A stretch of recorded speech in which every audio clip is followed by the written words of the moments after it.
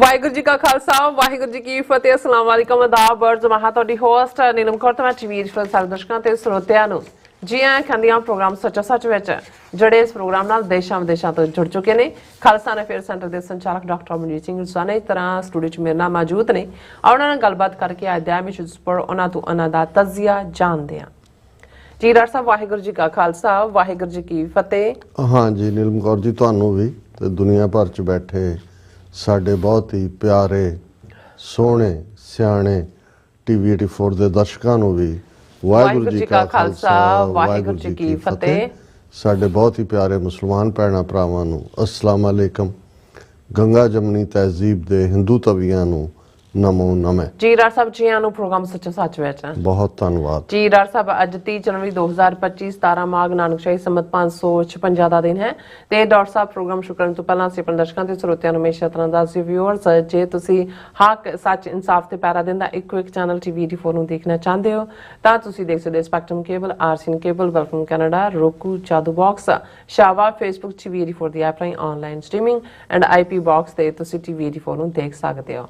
Viewers ਜੇ ਤੁਸੀਂ TV 84 ਵਾਲੇ ਪ੍ਰੋਗਰਾਮ ਸੱਚੋ ਸੱਚ ਨਾਲ ਫੇਸਬੁੱਕ ਰਾਹੀਂ ਜੁੜੇ ਹੋ ਤਾਂ ਵੱਧ ਲਾਈਕ ਕਰੋ ਤੇ ਸ਼ੇਅਰ ਕਰੋ ਅਤੇ ਨਾਲ ਹੀ YouTube ਤੇ ਸਬਸਕ੍ਰਾਈਬ ਵੀ ਕਰੋ। ਇਹ ਵੀ ਦੱਸ ਦਿਓ ਕਿ ਤੁਸੀਂ ਟੀਵੀ 84 ਦੀ ਐਪ ਨੂੰ ਐਂਡਰੋਇਡ ਐਂਡ ਐਪ ਸਟੋਰ ਤੇ ਡਾਊਨਲੋਡ ਕਰਕੇ ਜੋ ਟੀਵੀ 84 ਦੀ ਲਾਈਵ ਸਟ੍ਰੀਮ ਹੈ ਇਸ ਨੂੰ ਤੁਸੀਂ 24 ਆਵਰਸ ਦੇਖ ਸਕਦੇ ਹੋ।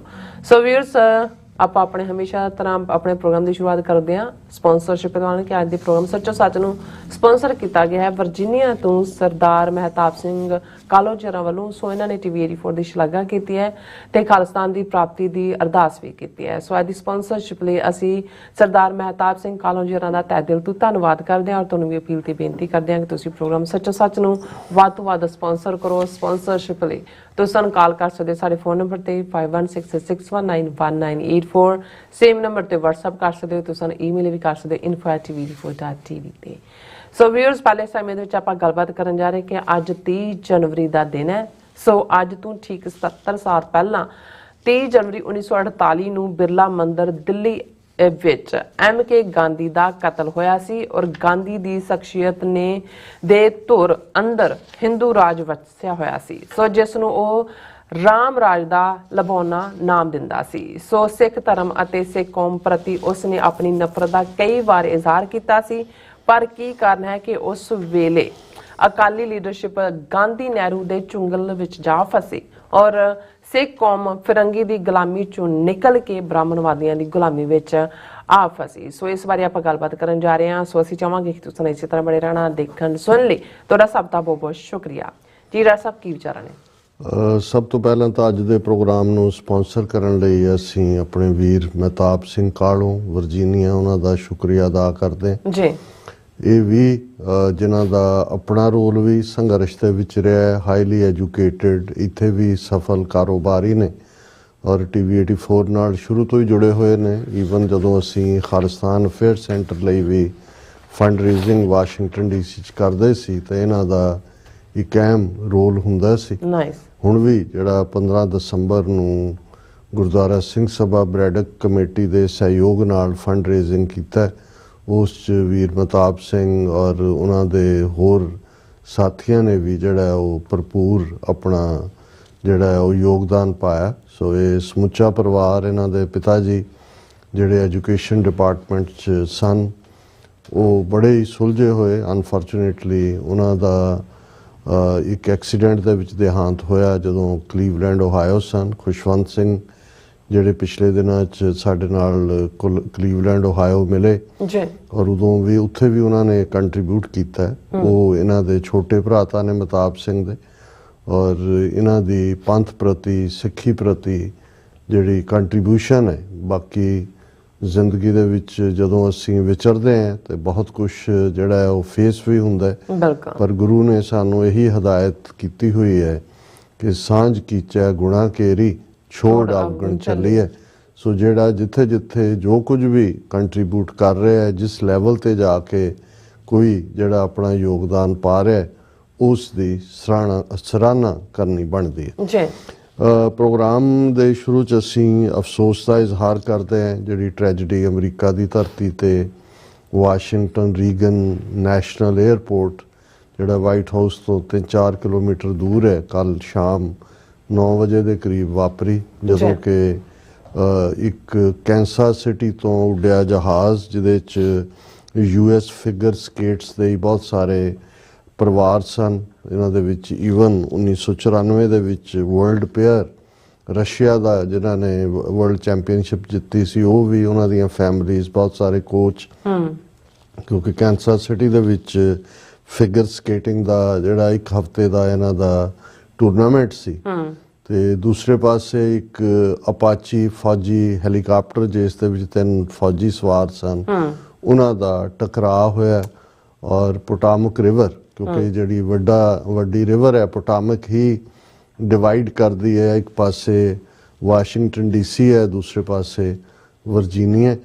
ਔਰ ਉਸ ਦੇ ਵਿੱਚ ਜਿਹੜਾ ਹੈ ਬੜੇ ਜਿਸ ਲੈਵਲ ਦਾ ਐਕਸੀਡੈਂਟ ਹੋਇਆ, ਆਈਸ ਸੀ ਦਬੀ ਹੋਈ, ਔਰ ਭਾਵੇਂ 300 ਦੇ ਕਰੀਬ ਜਿਹੜੇ ਰੈਸਕਿਊਅਰ ਨੇ ਔਰ ਵਲੰਟੀਅਰਸ ਵੀ ਇਮੀਡੀਏਟ ਪਹੁੰਚ ਗਏ, ਪਰ ਕੋਈ ਵੀ ਕਿਸੇ ਦੀ ਜਾਨ ਨਹੀਂ ਬਚਾਈ ਜਾ ਸਕੀ। ਹਾਲਾਂ ਇਸ ਸਾਰੇ ਨੂੰ ਲੈ ਕੇ ਹੁਣ ਡਰਟੀ ਪੋਲਿਟਿਕਸ ਜਿਹੜੀ ਅਮਰੀਕਾ 'ਚ ਅੱਗੇ ਨਹੀਂ ਸੀ ਹੁੰਦੀ ਹੈ, ਇੱਕ ਬੜਾ ਅਫਸੋਸਨਾਕ ਰੁਝਾਨ ਹੈ ਕਿ ਬਲੇਮ ਗੇਮ, ਜਿਵੇਂ ਪ੍ਰੈਜ਼ੀਡੈਂਟ ਟਰੰਪ ਨੇ ਜਿਹੜੀ ਪ੍ਰੈਸ ਬਰੀਫਿੰਗ ਕੀਤੀ ਉਹਦੇ 'ਚ ਉਹਨਾਂ ਨੇ ਡਾਈਵਰਸਿਟੀ, ਕਿ ਜਿਹੜੇ ਲੋਕ 33,000 ਦੇ ਕਰੀਬ ਜਿਹੜੇ ਨੇ ਉਹ EMPLOYE ਨੇ ਸਾਰੇ 'ਚ, ਔਰ ਕਿਉਂਕਿ ਕਿਤੇ ਨਾ ਕਿਤੇ ਲੈਪਸ ਤਾਂ ਕੰਟਰੋਲ ਰੂਮ ਦਾ ਹੀ ਹੁੰਦਾ ਹੈ ਵੀ। ਔਰ ਵੈਸੇ ਵੀ ਇਹ ਬਿਲਕੁਲ ਜਿਵੇਂ ਅਮਰੀਕਾ ਦੇ ਵਿੱਚ ਅਸੀਂ ਦੇਖਦੇ ਹਾਂ, ਇੱਥੇ ਵੀ ਜਿਹੜਾ ਲਗਵਾੜੀਆ ਏਅਰਪੋਰਟ ਹੈ ਜਾਂ ਦੂਸਰੇ ਨੇ, ਬਿਲਕੁਲ ਪਾਣੀ ਨਾਲ ਹੁੰਦਾ ਹੈ, ਉਹ ਤਾਂ ਰਿਵਰ ਹੈ ਔਰ ਉਹਦੇ 'ਚ ਟ੍ਰੈਫਿਕ ਇੰਨਾ ਜ਼ਿਆਦਾ ਹੈ। ਔਰ ਕਿਹਦੀ ਗਲਤੀ ਹੈ ਕੀ ਹੈ? ਹਾਲਾਂ ਜਿਹੜੀ ਲੇਟੈਸਟ ਖਬਰ ਮੈਂ ਦੇਖ ਰਿਹਾ ਸੀ, ਜਿਹੜੇ ਹਰ ਜਹਾਜ਼ ਦਾ ਬਲੈਕ ਬਾਕਸ ਹੁੰਦਾ ਹੈ, ਉਹ ਪਹਿਲਾਂ ਰਿਕਵਰ ਨਹੀਂ ਸੀ ਹੋ ਰਿਹਾ, ਹੁਣ ਬਲੈਕ ਬਾਕਸ ਰਿਕਵਰ ਹੋਇਆ। ਔਰ ਉਹਦੇ 'ਚ ਜ਼ਾਹਰ ਹੈ ਕਿ ਵੀ ਉਹ ਜਿਹੜਾ ਜਹਾਜ਼ ਸੀ ਉਹ ਤਾਂ ਕਈ ਹਿੱਸਿਆਂ 'ਚ ਟੁੱਟਿਆ। ਜਿਹੜਾ ਮਿਲਟਰੀ ਪਲੇਨ ਹੈ ਉਹ ਡਾਈਵ ਡੀਪ ਹੋਇਆ, ਉਹਦਾ ਬਹੁਤਾ ਨੁਕਸਾਨ ਨਹੀਂ ਹੋਇਆ, ਪਰ ਸਾਰੇ ਮਾਰੇ ਗਏ। ਨੁਕਸਾਨ ਤਾਂ ਬਲੈਕ ਬਾਕਸ ਰਿਕਵਰ ਹੋਇਆ, ਇਨਵੈਸਟੀਗੇਸ਼ਨ ਹੋਏਗੀ। ਔਰ ਦੂਸਰਾ, ਸ਼ਾਇਦ 22-23 ਸਾਲ ਬਾਅਦ ਅਮਰੀਕਾ ਦੀ ਹਿਸਟਰੀ 'ਚ ਇਸ ਲੈਵਲ ਦਾ ਪਾਰਟ ਹੋਇਆ। ਹਾਲਾਂ ਇਹ ਅਫਸੋਸਨਾਕ ਹੈ। ਮੈਂ ਅੱਜ ਹੀ ਕਿਸੇ ਹੋਰ ਥਾਂ ਤੇ ਦੇਖ ਰਿਹਾ ਸੀ ਕਿ ਦੁਬਈ ਦੁਨੀਆ ਦਾ ਇੱਕ ਐਸਾ ਏਅਰਪੋਰਟ ਬਣ ਗਿਆ ਕਿ 2024 ਦੇ ਵਿੱਚ ਉਸ ਏਅਰਪੋਰਟ ਦੇ ਉੱਤੇ ਜਿਹੜਾ ਹੈ ਲਗਭਗ 100 ਮਿਲੀਅਨ ਲੋਕਾਂ ਨੇ ਟਰੈਵਲ ਕੀਤਾ ਉਸ ਥਾਂ ਤੇ ਉੱਤੇ। ਉਹ ਦੁਨੀਆ ਦਾ ਬਿਜ਼ੀਐਸਟ ਏਅਰਪੋਰਟ ਹੈ। ਸੋ ਅਮਰੀਕਾ ਜਿਹਦੇ ਕੋਲ ਜਿਹੜਾ ਟੈਕਨੋਲੋਜੀ ਦੇ ਵਿੱਚ ਔਰ ਦੂਸਰੇ 'ਚ ਮਾਸਟਰ ਹੈ, ਔਰ ਹਰ ਚੀਜ਼ ਨੂੰ ਬਹੁਤ ਜਿਹੜਾ ਇਨਵੈਸਟੀਗੇਸ਼ਨ 'ਚੋਂ ਲੰਘਾਇਆ ਜਾਂਦਾ ਹੈ। ਔਰ ਇਹ ਇੱਕ ਟ੍ਰੈਜਡੀ ਹੈ ਕਿ ਅੱਜ ਦੀ ਟੈਕਨੋਲੋਜੀ ਦੇ ਚੱਲਦੇ ਆ ਜਿਹੜਾ ਇਸ ਕਿਸਮ ਦਾ ਹਾਦਸਾ ਹੋਣਾ। ਜ਼ਾਹਰ ਹੈ ਹਿਊਮਨ ਐਰਰ ਹੈ। ਇੱਕ ਹੁੰਦਾ ਵੀ ਕੋਈ ਕੁਦਰਤੀ ਇੱਕ ਜ਼ਮਾਨਾ ਹੁੰਦਾ ਸੀ ਕਿ ਵੀ ਜਦੋਂ ਕੋਈ ਕਾਰਨ ਨਾ ਲੱਭੇ ਤੇ ਇਹ ਹੁੰਦਾ ਸੀ ਮੈਟਲ ਫਟੀਗ।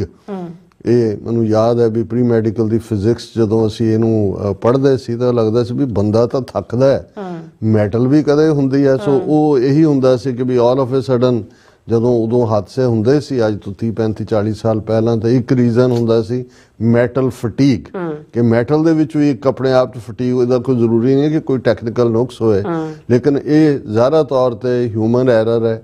ਔਰ ਇਹ ਇੱਕ ਦੁਖਦਾਈ ਹਾਦਸਾ ਹੈ। ਔਰ ਇਹਦੇ 'ਚ ਅਸੀਂ ਜਿੱਥੇ ਹਮਦਰਦੀ ਦਾ ਇਜ਼ਹਾਰ ਕਰ ਸਕਦੇ ਹਾਂ। ਔਰ ਇਹ ਅਫਸੋਸਨਾਕ ਹੈ ਵੀ ਇਸ ਵੇਲੇ ਜਿਹੜਾ ਪੋਲੀਟੀਕਲ ਸਰਕਲ ਚੱਲ ਰਿਹਾ ਉਹਦੇ 'ਚ ਹਰ ਚੀਜ਼ ਦੇ ਲਈ ਬੀਤੇ ਨੂੰ, ਜਿਵੇਂ ਪ੍ਰੈਜ਼ੀਡੈਂਟ ਟਰੰਪ ਨੇ ਕਿਹਾ ਕਿ ਜੀ ਬਰਾਕ ਓਬਾਮਾ ਔਰ ਬਾਈਡਨ ਪੀਰੀਅਡ ਦੇ ਵਿੱਚ ਜਿਹੜਾ ਡਾਈਵਰਸ ਸਟਾਫ, ਮਤਲਬ ਇਹ ਹੈ ਵੀ ਹਰ ਇੱਕ ਨੂੰ ਬਰਾਬਰੀ ਦੇਣ ਦੀ ਗੱਲ, ਜਾਂ ਉਹਦੇ 'ਚ ਐਫਰਮੇਟਿਵ ਪ੍ਰੋਗਰਾਮ ਵੀ ਸੀ। ਉਸ ਦੇ ਵਿੱਚ ਇਵਨ ਟਰੰਪ ਨੇ ਕਿਹਾ ਜੀ ਲੂਲੇ ਲੰਗੜੇ ਅੰਨੇ ਕਾਣੇ ਦੂਜੇ ਤੀਜੇ ਜਿਹੜੇ ਸਾਰੇ ਪ੍ਰੈਫਰਡ ਜਿਹੜੀਆਂ ਡਿਸੇਬਿਲਿਟੀ ਵਾਲਿਆਂ ਨੂੰ ਵੀ ਹਾਇਰ ਕੀਤਾ, ਉਹਦਾ ਰੀਜ਼ਨ ਹੈ। ਹਾਲਾਂ ਇਹ ਅਮਰੀਕਾ 'ਚ ਕਦੇ ਨਹੀਂ ਹੁੰਦਾ ਕਿ ਵੀ ਜਦੋਂ ਤੱਕ ਤੁਸੀਂ ਤੁਹਾਡੀ ਜਾਂਚ ਇਨਵੈਸਟੀਗੇਸ਼ਨ ਤੋਂ ਬਾਅਦ ਕਿਸੇ ਨਤੀਜੇ ਤੇ ਨਾ ਪਹੁੰਚੇ। ਸੋ ਇਸ ਸਾਰੇ ਦੇ ਚਲਦਿਆਂ ਇਹ ਇੱਕ ਅਫਸੋਸਨਾਕ ਪਾਰਟ ਹੈ, ਕਿਉਂਕਿ ਅਮਰੀਕਾ ਦਾ ਜਿਹੜਾ ਇੱਕ ਪਾਰਟ ਹਮੇਸ਼ਾ ਹੀ ਮੈਂ ਐਡਮਾਇਰ ਕਰਦਾ, ਜਿਵੇਂ ਜਦੋਂ ਟ੍ਰਾਂਸਫਰ ਆਫ ਪਾਵਰ ਹੁੰਦੀ ਹੈ, ਇੱਕ ਪ੍ਰੈਜ਼ੀਡੈਂਟ ਬਰੀਫ ਕਰਦਾ ਹੈ, ਕਾਫੀ ਹੁੰਦੀ ਹੈ, ਔਨਰੇਬਲੀ ਉਹ ਜਹਾਜ਼ ਤੇ ਜਾਂਦਾ ਹੈ, ਦੂਸਰਾ ਆਉਂਦਾ ਹੈ, ਫਿਰ ਦੁੱਖ ਵੇਲੇ ਸਾਰੇ ਇਕੱਠੇ ਹੁੰਦੇ ਨੇ, ਜਿਹੜੇ ਸਾਰੇ ਐਕਸ ਪ੍ਰੈਜ਼ੀਡੈਂਟ ਹੁੰਦੇ ਨੇ। ਜਾਂ ਆਮ ਤੌਰ ਦੇ ਉੱਤੇ ਵੀ ਅਮਰੀਕਾ ਦੇ ਵਿੱਚ 2-3 ਚੀਜ਼ਾਂ ਦੇ ਮਾਮਲੇ ਜਦੋਂ ਮੈਡੀਕਲ ਲੀਵ ਦਾ ਇਸ਼ੂ ਹੋਏ, ਕੋਈ ਮਹਿਕਮਾ ਹੋਏ, ਤੁਹਾਨੂੰ ਜਿੰਨਾ ਮਰਜ਼ੀ ਸਖਤ ਬੌਸ ਜਾਂ ਵੰਸ ਤੁਹਾਨੂੰ ਸਰੀਰਕ ਤੁਸੀਂ ਮੈਡੀਕਲ ਲੀਵ ਲਈ ਕਰਦੇ ਹੋ, ਕੋਈ ਡਿਨਾਇਲ ਨਹੀਂ ਹੁੰਦੀ। ਔਰ ਇਹ ਇੱਕ ਬਿਲਕੁਲ ਇਸ ਨੂੰ ਇੱਕ ਸੈਕਰੋਸੈਂਕਟ ਮੰਨਿਆ ਜਾਂਦਾ ਵੀ ਤੁਸੀਂ ਬਿਮਾਰ ਹੋ, ਨੋ ਕੁਐਸਚਨ ਆਸਕਡ।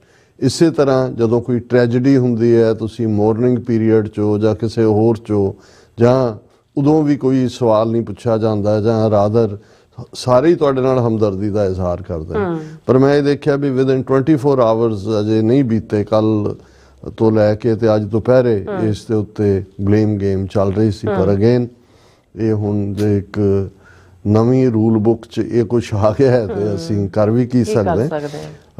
ਇਹ ਸਾਰੇ ਦਾ ਅਸੀਂ ਅਫਸੋਸ ਦਾ ਇਜ਼ਹਾਰ ਕਰਦੇ ਹਾਂ। ਅੱਜ 30 ਜਨਵਰੀ ਦਾ ਦਿਨ ਹੈ ਔਰ ਜ਼ਾਹਰ ਹੈ ਜਿਵੇਂ ਤੁਸੀਂ ਕਿਹਾ ਵੀ ਜਦੋਂ 30 ਜਨਵਰੀ ਕੁਛ ਦਿਨ ਐਸੇ ਨੇ ਕਿਉਂਕਿ ਸ਼ਾਇਦ ਇੱਥੋਂ ਵਾਲਿਆਂ ਨੂੰ ਕਦੇ ਉਹ ਸਟ੍ਰਾਈਕ ਨਹੀਂ ਕਰਦਾ ਹੋਣਾ, ਪਰ ਸਾਡੇ ਮਾਈਂਡ 'ਚ ਤਾਂ ਇੱਕਦਮ ਜਿਹੜਾ ਹੈ ਉਹ ਸ਼ੁਰੂ ਹੋ ਜਾਂਦਾ ਹੈ। ਉਹ ਭਾਵੇਂ 14 ਨਵੰਬਰ ਆਏ ਤਾਂ ਪਤਾ ਹੈ ਕਿ ਚਾਚਾ ਨਹਿਰੂ ਜਿੰਦਾਬਾਦ, ਹਾਂਜੀ, ਉਹ ਸਾਰੇ ਨਿਆਣੇ ਇਕੱਠੇ ਕਰਕੇ ਸਕੂਲਾਂ ਦੇ ਚਾਚਾ ਬਣਾਇਆ ਸੀ। ਔਰ 2 ਅਕਤੂਬਰ ਗਾਂਧੀ ਦਾ ਜਨਮ ਦਿਨ ਦੇ ਨਾਲ ਜੋੜਿਆ ਹੋਇਆ ਸੀ, ਤੇ 30 ਜਨਵਰੀ ਗਾਂਧੀ ਦੀ ਅਸੈਸੀਨੇਸ਼ਨ। 30 ਜਨਵਰੀ 1948 ਨੂੰ ਦਿੱਲੀ ਦੇ ਬਿਰਲਾ ਮੰਦਿਰ 'ਚ ਜਦੋਂ ਕਿ ਪ੍ਰਾਰਥਨਾ ਸਭਾ ਦੇ ਲਈ ਗਾਂਧੀ ਆ ਰਿਹਾ ਸੀ, ਉਸ ਦਾ ਦੇ ਉੱਤੇ ਜਿਹੜਾ ਫਾਇਰ ਹੋਏ ਨਥੂਰਾਮ ਗੋਡਸੇ ਨੇ ਕੀਤੇ। ਹਾਲਾਂ ਜਿਵੇਂ ਉਹ ਪ੍ਰੈਜ਼ੈਂਟ ਕੀਤਾ ਜਾਂਦਾ ਹੈ ਕਿ ਜੀ ਉਹਨੇ ਅਖੀਰਲੇ ਲਫ਼ਜ਼ ਉਹਨੇ ਹੇ ਰਾਮ ਜਾਂ ਹਾਏ ਰਾਮ ਕਹੇ। ਹਾਲਾਂ ਜਿਹੜੇ ਬਿਲਕੁਲ ਕਲੋਜ਼ ਵਿਟਨੈਸ ਸੀ ਬਾਹਰਲਾ ਇੱਕ ਅੱਧੇ ਕਰ, ਉਹਨਾਂ ਨੇ ਕਿਹਾ ਜੀ ਹੀ ਵਾਜ਼ ਸਾਇਲੈਂਟ, ਕੁਛ ਨਹੀਂ। ਪਰ ਉਹਨਾਂ ਨੇ ਜਦੋਂ ਹੁਣ ਮਹਾਤਮਾ ਜੋ ਬਣਾਇਆ ਹੋਇਆ ਤੇ ਫਿਰ ਮਹਾਤਮਾ ਦੇ ਮੂੰਹ ਜਾਣ ਲੱਗੇ ਰਾਮ ਨਾ ਨਿਕਲੇ ਤੇ ਉਹ ਫਿਰ ਗੱਲ ਬਣਦੀ ਨਹੀਂ ਹੈ।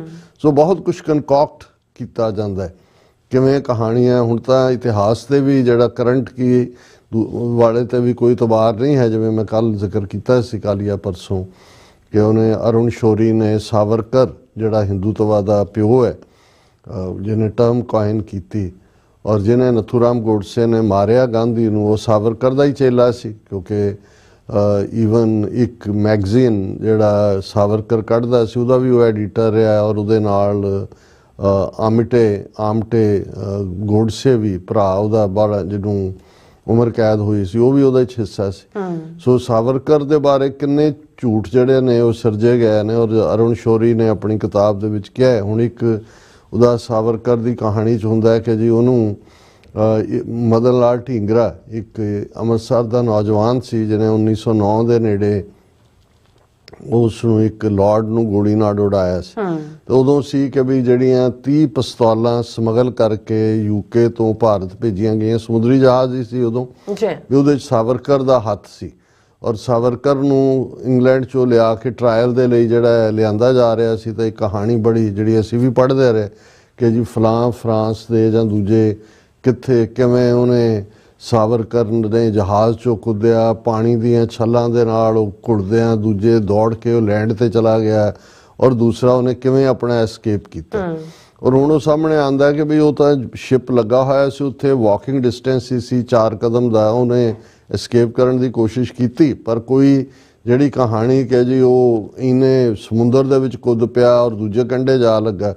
ਹੁਣ ਇਸ ਕਿਸਮ ਦੇ ਬਹੁਤ ਸਾਰੇ ਤੁਹਾਨੂੰ ਵਾਕਿਆ ਇਵੇਂ ਹੀ ਲਾਲਾ ਲਾਜਪਤ ਰਾਏ, ਹਾਂਜੀ, ਜਿਹਨੂੰ ਜਿਹੜਾ ਕੋਈ ਡਾਂਗਾ ਵੱਜੀਆਂ ਹੀ ਨਹੀਂ, ਮਰਿਆ ਟੀਬੀ ਦੇ ਨਾਲ ਔਰ ਦੂਸਰੀ ਸਿਫਿਲਿਸ ਦੇ ਨਾਲ।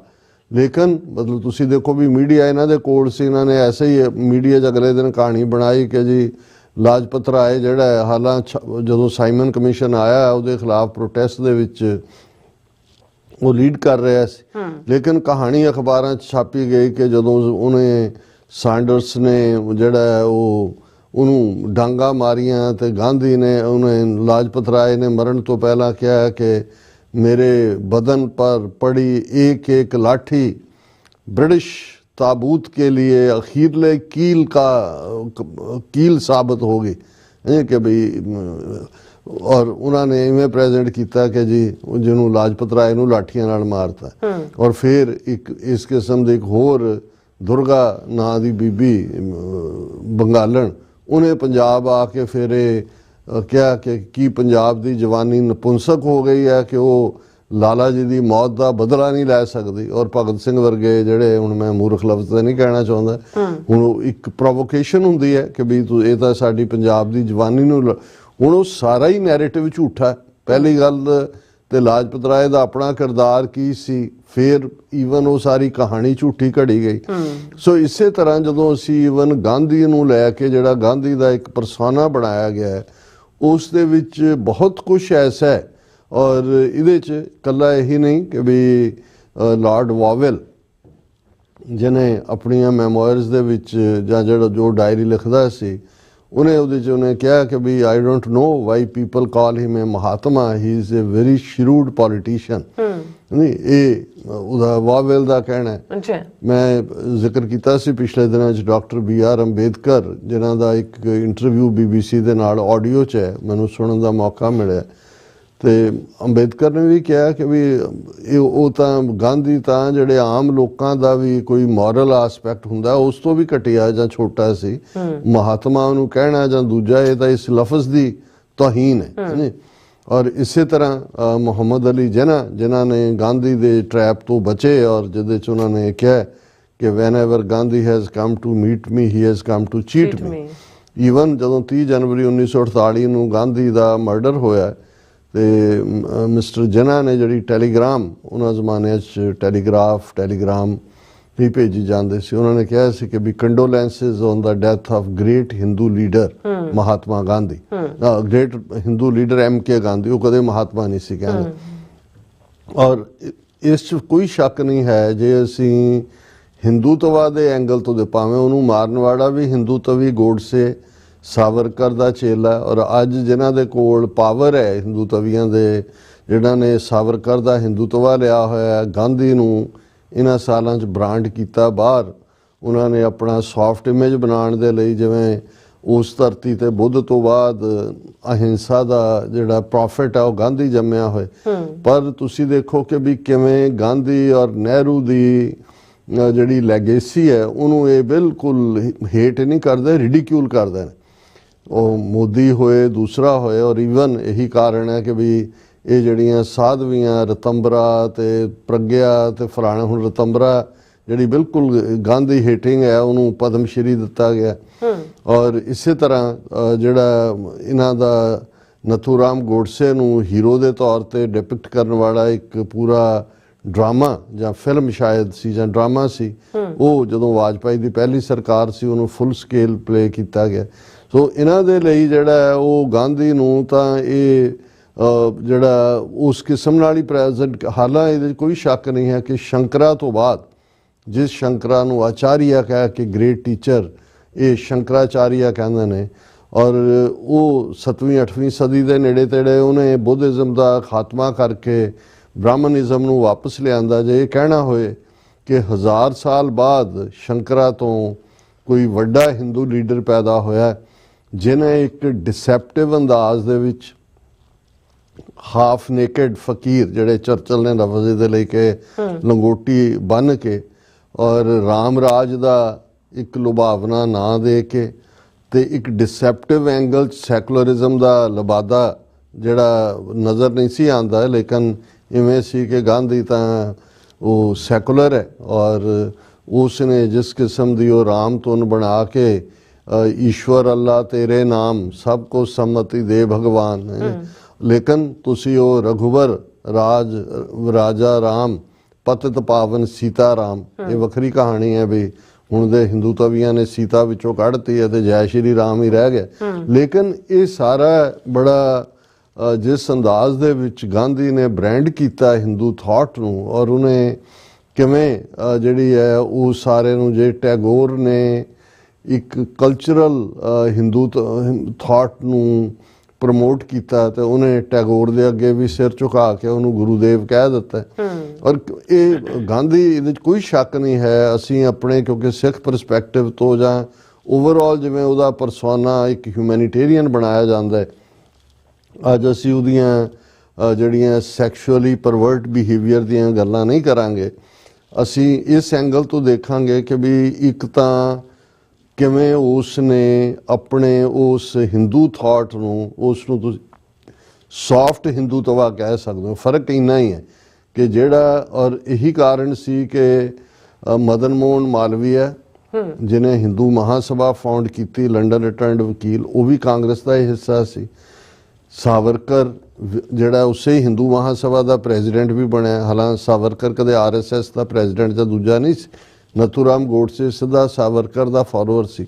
ਸੋ ਦੋ ਪੈਰਲਲ ਕਰੰਟ ਜਿਹੜੇ 19ਵੀਂ ਸਦੀ ਦੇ ਅਖੀਰ 'ਚ ਕਲਚਰਲ ਹਿੰਦੂਤਵਾਦੀ ਰਿਵਾਈਵਲ ਨਾਲ ਸ਼ੁਰੂ ਹੋ ਗਏ ਸੀ, ਜਿਹਦੇ 'ਚ ਸੇਂਟ ਔਰਬਿੰਦੋ, ਸਵਾਮੀ ਵਿਵੇਕਾਨੰਦ, ਸਵਾਮੀ ਰਾਮ ਤੀਰਥ ਔਰ ਇਹਦਾ ਰਵਿੰਦਰਨਾਥ ਟੈਗੋਰ, ਲੋਕਮਾਨਿਆ ਤਿਲਕ, ਬਾਲ ਗੰਗਾਧਰ ਤਿਲਕ, ਬਿਪਨ ਚੰਦਰ ਪਾਲ ਬੰਗਾਲ, ਇਹਨਾਂ ਸਾਰਿਆਂ ਨੇ ਉਹ ਲੇ ਕੀਤੀ ਪਹਿਲਾਂ ਇੱਕ ਕਲਚਰਲ ਕਿਉਂਕਿ ਇੰਡੀਆ ਨਾਂ ਦਾ ਕਦੇ ਕੋਈ ਮੁਲਕ ਤਾਂ ਭਾਰਤ ਨਾਂ ਦਾ ਐਗਜ਼ਿਸਟ ਹੀ ਨਹੀਂ ਸੀ ਕਰਦਾ, ਨਾ ਹੀ ਕੋਈ ਉਹਨਾਂ ਦੀ ਕੋਈ ਇੱਕ ਲੈਵਲ ਦੇ ਉੱਤੇ ਕੋਈ ਜਿਹੜੇ ਨੇਸ਼ਨਹੁੱਡ ਦੇ ਐਲੀਮੈਂਟ ਨੇ ਉਹ ਸੀ, ਲੇਕਿਨ ਇੱਕ ਕ੍ਰੀਏਟ ਕੀਤਾ ਗਿਆ ਪਹਿਲਾਂ ਉਸ ਸਾਰੇ 'ਚੋਂ ਤੁਸੀਂ ਦੇਖਦੇ ਹੋ।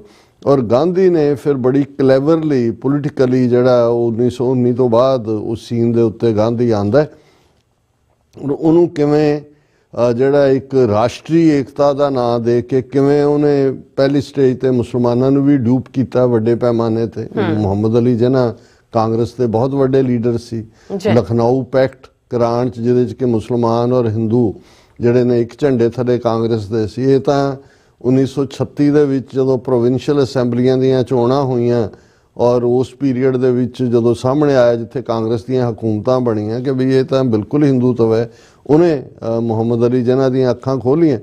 ਲੇਕਿਨ ਇਸ ਸਾਰੇ ਪੀਰੀਅਡ 'ਚ ਜਿਹੜਾ ਇੱਕ ਬੜੇ ਅੰਦਾਜ਼ ਦੇ ਵਿੱਚ ਇਹਨਾਂ ਨੇ ਆਪਣਾ ਗਾਂਧੀ ਨੇ ਆਪਣਾ ਸਟੱਫ ਪਰੋਸਿਆ ਔਰ ਉਹਦੇ ਕੋਈ ਆਈਡੀਆ ਵੀ ਓਰੀਜਨਲ ਨਹੀਂ ਸੀ। ਜੇ ਹੁਣ ਨਾਨ ਕੋਆਪਰੇਸ਼ਨ ਅਸਹਿਯੋਗ ਅੰਦੋਲਨ ਦੀ ਗੱਲ ਕਰੀਏ ਤਾਂ ਇਹ ਸਟੋਲਨ ਆਈਡੀਆ ਸੀ। ਭਾਵੇਂ ਸਾਡੇ ਇਤਿਹਾਸ ਨੇ ਵੀ ਬਾਬਾ ਰਾਮ ਸਿੰਘ ਨਾਮਧਾਰੀ ਨੂੰ, ਕਿਉਂਕਿ ਲੇਟਰ ਔਨ ਨਾਮਧਾਰੀਆਂ ਦਾ ਕਿਰਦਾਰ ਬਿਲਕੁਲ ਹੀ ਜਿਹੜਾ ਉਹ ਸਨਾਤਨੀਆਂ ਵਾਲਾ ਹੋ ਗਿਆ, ਹਿੰਦੂਆਂ ਵਾਲਾ, ਇਸ ਲਈ ਅਸੀਂ ਜਿਹੜੀ ਕ੍ਰੀਏਟਿਵ ਪਾਰਟ ਵੀ ਸੀ ਰਾਮ ਸਿੰਘ ਹੋਰਾਂ ਦੀ ਜ਼ਿੰਦਗੀ ਦਾ ਉਹਨੂੰ ਇਗਨੋਰ ਕੀਤਾ। ਹੁਣ ਉਹ ਬੈਠੇ ਨੇ ਨਾਮਧਾਰੀ ਜਾ ਕੇ ਮਹਾਕੁੰਭ ਦੇ ਵਿੱਚ ਉਸ ਡੁਬਕੀਆਂ ਲਾ ਰਹੇ ਨੇ। ਲੇਕਿਨ ਇਹਦੇ 'ਚ ਕੋਈ ਸ਼ੱਕ ਨਹੀਂ ਹੈ ਕਿ ਜਦੋਂ ਬਾਬਾ ਰਾਮ ਸਿੰਘ ਨਾਮਧਾਰੀ ਨੇ ਰਹਿਣ ਨਾ ਦੇਵੋ ਹਿੰਦ 'ਚ ਰਾਜ ਫਰੰਗੀ ਦਾ ਇਹ ਨਾਅਰਾ ਦਿੱਤਾ ਤੇ ਟੋਟਲ ਨਾਨ ਕੋਆਪਰੇਸ਼ਨ ਬ੍ਰਿਟਿਸ਼ ਨਾਲ ਵੀ, ਉਹਨਾਂ ਦੇ ਕੱਪੜੇ ਨਹੀਂ ਪਾਉਣੇ। ਅੱਜ ਵੀ ਉਹ ਪਜਾਮੀਆਂ ਜਿਹੀਆਂ ਤੰਗ ਜਿਹੀਆਂ ਉਹਨਾਂ ਨੇ ਪਾਈਆਂ ਹੁੰਦੀਆਂ, ਗੋਲ ਜਿਹੀ ਪੱਗ ਔਰ ਕਿਉਂ ਖੱਦਰ, ਔਰ ਇੱਥੋਂ ਤੱਕ ਬਾਈਕਾਟ ਵੀ ਉਹ ਗੱਡੀਆਂ ਦੇ ਵੀ ਸਫ਼ਰ ਨਹੀਂ ਸੀ ਕਰਦੇ ਵੀ ਇਹ ਗੋਰਿਆਂ ਦੀਆਂ ਬਣਾਈਆਂ ਹੋਈਆਂ। ਉਹਨਾਂ ਨੇ ਆਪਣਾ ਪੋਸਟਲ ਸਰਵਿਸ, ਪੋਸਟਲ ਸਿਸਟਮ, ਡਾਕ ਡਿਲੀਵਰੀ ਦਾ ਵੀ ਡਿਵੈਲਪ ਕੀਤਾ। ਔਰ ਇਹ ਬ੍ਰਿਟਿਸ਼ ਇੰਟੈਲੀਜੈਂਸ ਏਜੰਸੀਆਂ ਦੀ ਰਿਪੋਰਟ ਸੀ ਕਿ ਵੀ ਉਹਨਾਂ ਦਾ ਜਿਹੜਾ ਸਿਸਟਮ ਹੈ ਮੋਰ ਐਫੀਸ਼ੀਐਂਟ ਹੈ ਜਾਂ ਮੋਰ ਔਨ ਟਾਈਮ ਹੈ। ਸੋ ਇਹ ਆਈਡੀਆ ਕਿ ਵੀ ਟੋਟਲੀ ਨਾਨ ਕੋਆਪਰੇਟ ਤਾਂ ਕਿ ਇਹਨਾਂ ਦੀ ਇੰਡਸਟਰੀ ਨੂੰ ਰਾ ਮਟੀਰੀਅਲ ਨਾ ਮਿਲੇ। ਔਰ ਇਹ ਵੀ ਕੂਕਾ ਮੂਵਮੈਂਟ ਜਿਹੜੀ ਖੜੀ ਹੋਈ ਹੈ, ਵੱਖਰੀ ਕਹਾਣੀ ਹੈ ਕਿ ਉਹਨੂੰ ਏਜੰਸੀਆਂ ਨੇ ਕਿਵੇਂ ਫਿਰ ਉਹ ਬੁੱਚੜ ਮਾਰਨ ਤੇ ਲਾਤਾ ਤੇ ਉਹ ਕਿਵੇਂ ਉਹਨੂੰ ਡਿਵੀਏਟ ਕੀਤਾ। ਔਰ ਇਸੇ ਤਰ੍ਹਾਂ ਗਾਂਧੀ ਦਾ ਜਿਹੜਾ ਉਹ ਬ੍ਰਿਟਿਸ਼ ਕੋਆਪਰੇਸ਼ਨ ਦੇ ਨਾਲ ਚੱਲਣਾ, ਇਹ ਪਾਰਟ ਤਾਂ ਹੈ ਸਾਹਮਣੇ, ਲੇਕਿਨ ਉਹਨਾਂ ਨੂੰ ਇਹ ਸੂਟ ਕਰਦਾ ਸੀ। ਜਿਵੇਂ ਜੇ ਅਸੀਂ 80s ਦੇ ਵਿੱਚ ਦੇਖੀਏ ਵੀ ਇੱਕ ਪਾਸੇ ਸੰਤ ਜਰਨੈਲ ਸਿੰਘ ਭਿੰਡਰਾਂਵਾਲੇ ਵਰਗੀ ਸ਼ਖਸੀਅਤ ਸੀ, ਦੂਸਰੇ ਪਾਸੇ ਲੌਂਗੋਵਾਲ ਜਿਹੜਾ ਮੰਦਬੁੱਧੀ ਮੋਡਰੇਟ ਜਿਹਨੂੰ ਉਭਾਰਿਆ ਗਿਆ। ਸੋ ਇਹ ਮੀਡੀਆ ਔਰ ਸਰਕਾਰੀ ਏਜੰਸੀਆਂ ਨੂੰ ਸੂਟ ਜਿਹੜੇ ਲੋਕ ਕਰਦੇ ਹੁੰਦੇ ਨੇ ਉਹਨਾਂ ਨੂੰ ਉਹ ਉਭਾਰਦੇ ਨੇ ਤਾਂ ਕਿ ਉਹ ਮੈਨੀਪੂਲੇਟ ਹੋ ਜਾਂਦੇ ਨੇ ਜਾਂ ਉਹਨਾਂ ਦੇ ਇੰਟਰਸਟ ਨੂੰ ਵੀ ਉਹ ਵਾਚ ਕਰਦੇ ਨੇ। ਇਸ ਹਾਲਾਂਕਿ ਕਾਂਗਰਸ ਦੇ ਵਿੱਚ ਜਿਵੇਂ ਸੁਭਾਸ਼ ਚੰਦਰ ਬੋਸ ਕਾਂਗਰਸ ਦਾ ਪ੍ਰੈਜ਼ੀਡੈਂਟ ਵੀ ਰਿਹਾ, ਉਹਨੇ ਗਾਂਧੀ ਦੇ ਕੈਂਡੀਡੇਟ ਨੂੰ ਹਰਾਇਆ ਕਾਂਗਰਸ ਪ੍ਰੈਜ਼ੀਡੈਂਸੀ, ਲੇਕਿਨ ਗਾਂਧੀ ਨੇ ਉਹਨੂੰ ਚੱਲਣ ਨਹੀਂ ਦਿੱਤਾ। ਔਰ ਗਾਂਧੀ ਨੇ ਜਦੋਂ ਉਹਦਾ ਕੈਂਡੀਡੇਟ ਸਪੋਰਟਡ ਹਾਰਿਆ ਉਹਨੇ ਕਿਹਾ ਦਿਸ ਇਜ਼ ਮਾਈ ਡਿਫੀਟ। ਸੋ ਜਦੋਂ ਤੁਸੀਂ ਇਨਰ ਸਾਰੀਆਂ ਪਰਤਾਂ ਫੋਲ ਕੇ ਦੇਖੋਗੇ ਤਾਂ ਤੁਹਾਨੂੰ ਇਹ ਨਜ਼ਰ ਆਉਂਦਾ ਵੀ ਇਹ ਐਵੇਂ ਪੁਟ ਔਨ ਹੁੰਦਾ ਹੈ, ਇੱਕ ਕੇਅਰਫੁਲੀ ਕ੍ਰਾਫਟਡ ਇਮੇਜ ਹੁੰਦੇ ਨੇ ਲੀਡਰਾਂ ਦੇ। ਹੁਣ ਇਵੇਂ ਹੀ ਲੌਂਗੋਵਾਲ ਨੂੰ ਐਜ਼ ਏ ਮੋਡਰੇਟ ਚਿਹਰਾ ਔਰ ਬੜਾ ਉਭਾਰਿਆ ਗਿਆ, ਸੰਤ ਪਿੰਡਾਂ ਵਾਲਿਆਂ ਨੂੰ ਉਗਰਵਾਦ, ਅਲਗਾਵਵਾਦ ਤੇ ਪਤਾ ਨਹੀਂ ਕੀ ਕੀ ਬਣਾ ਕੇ ਹੋਆ।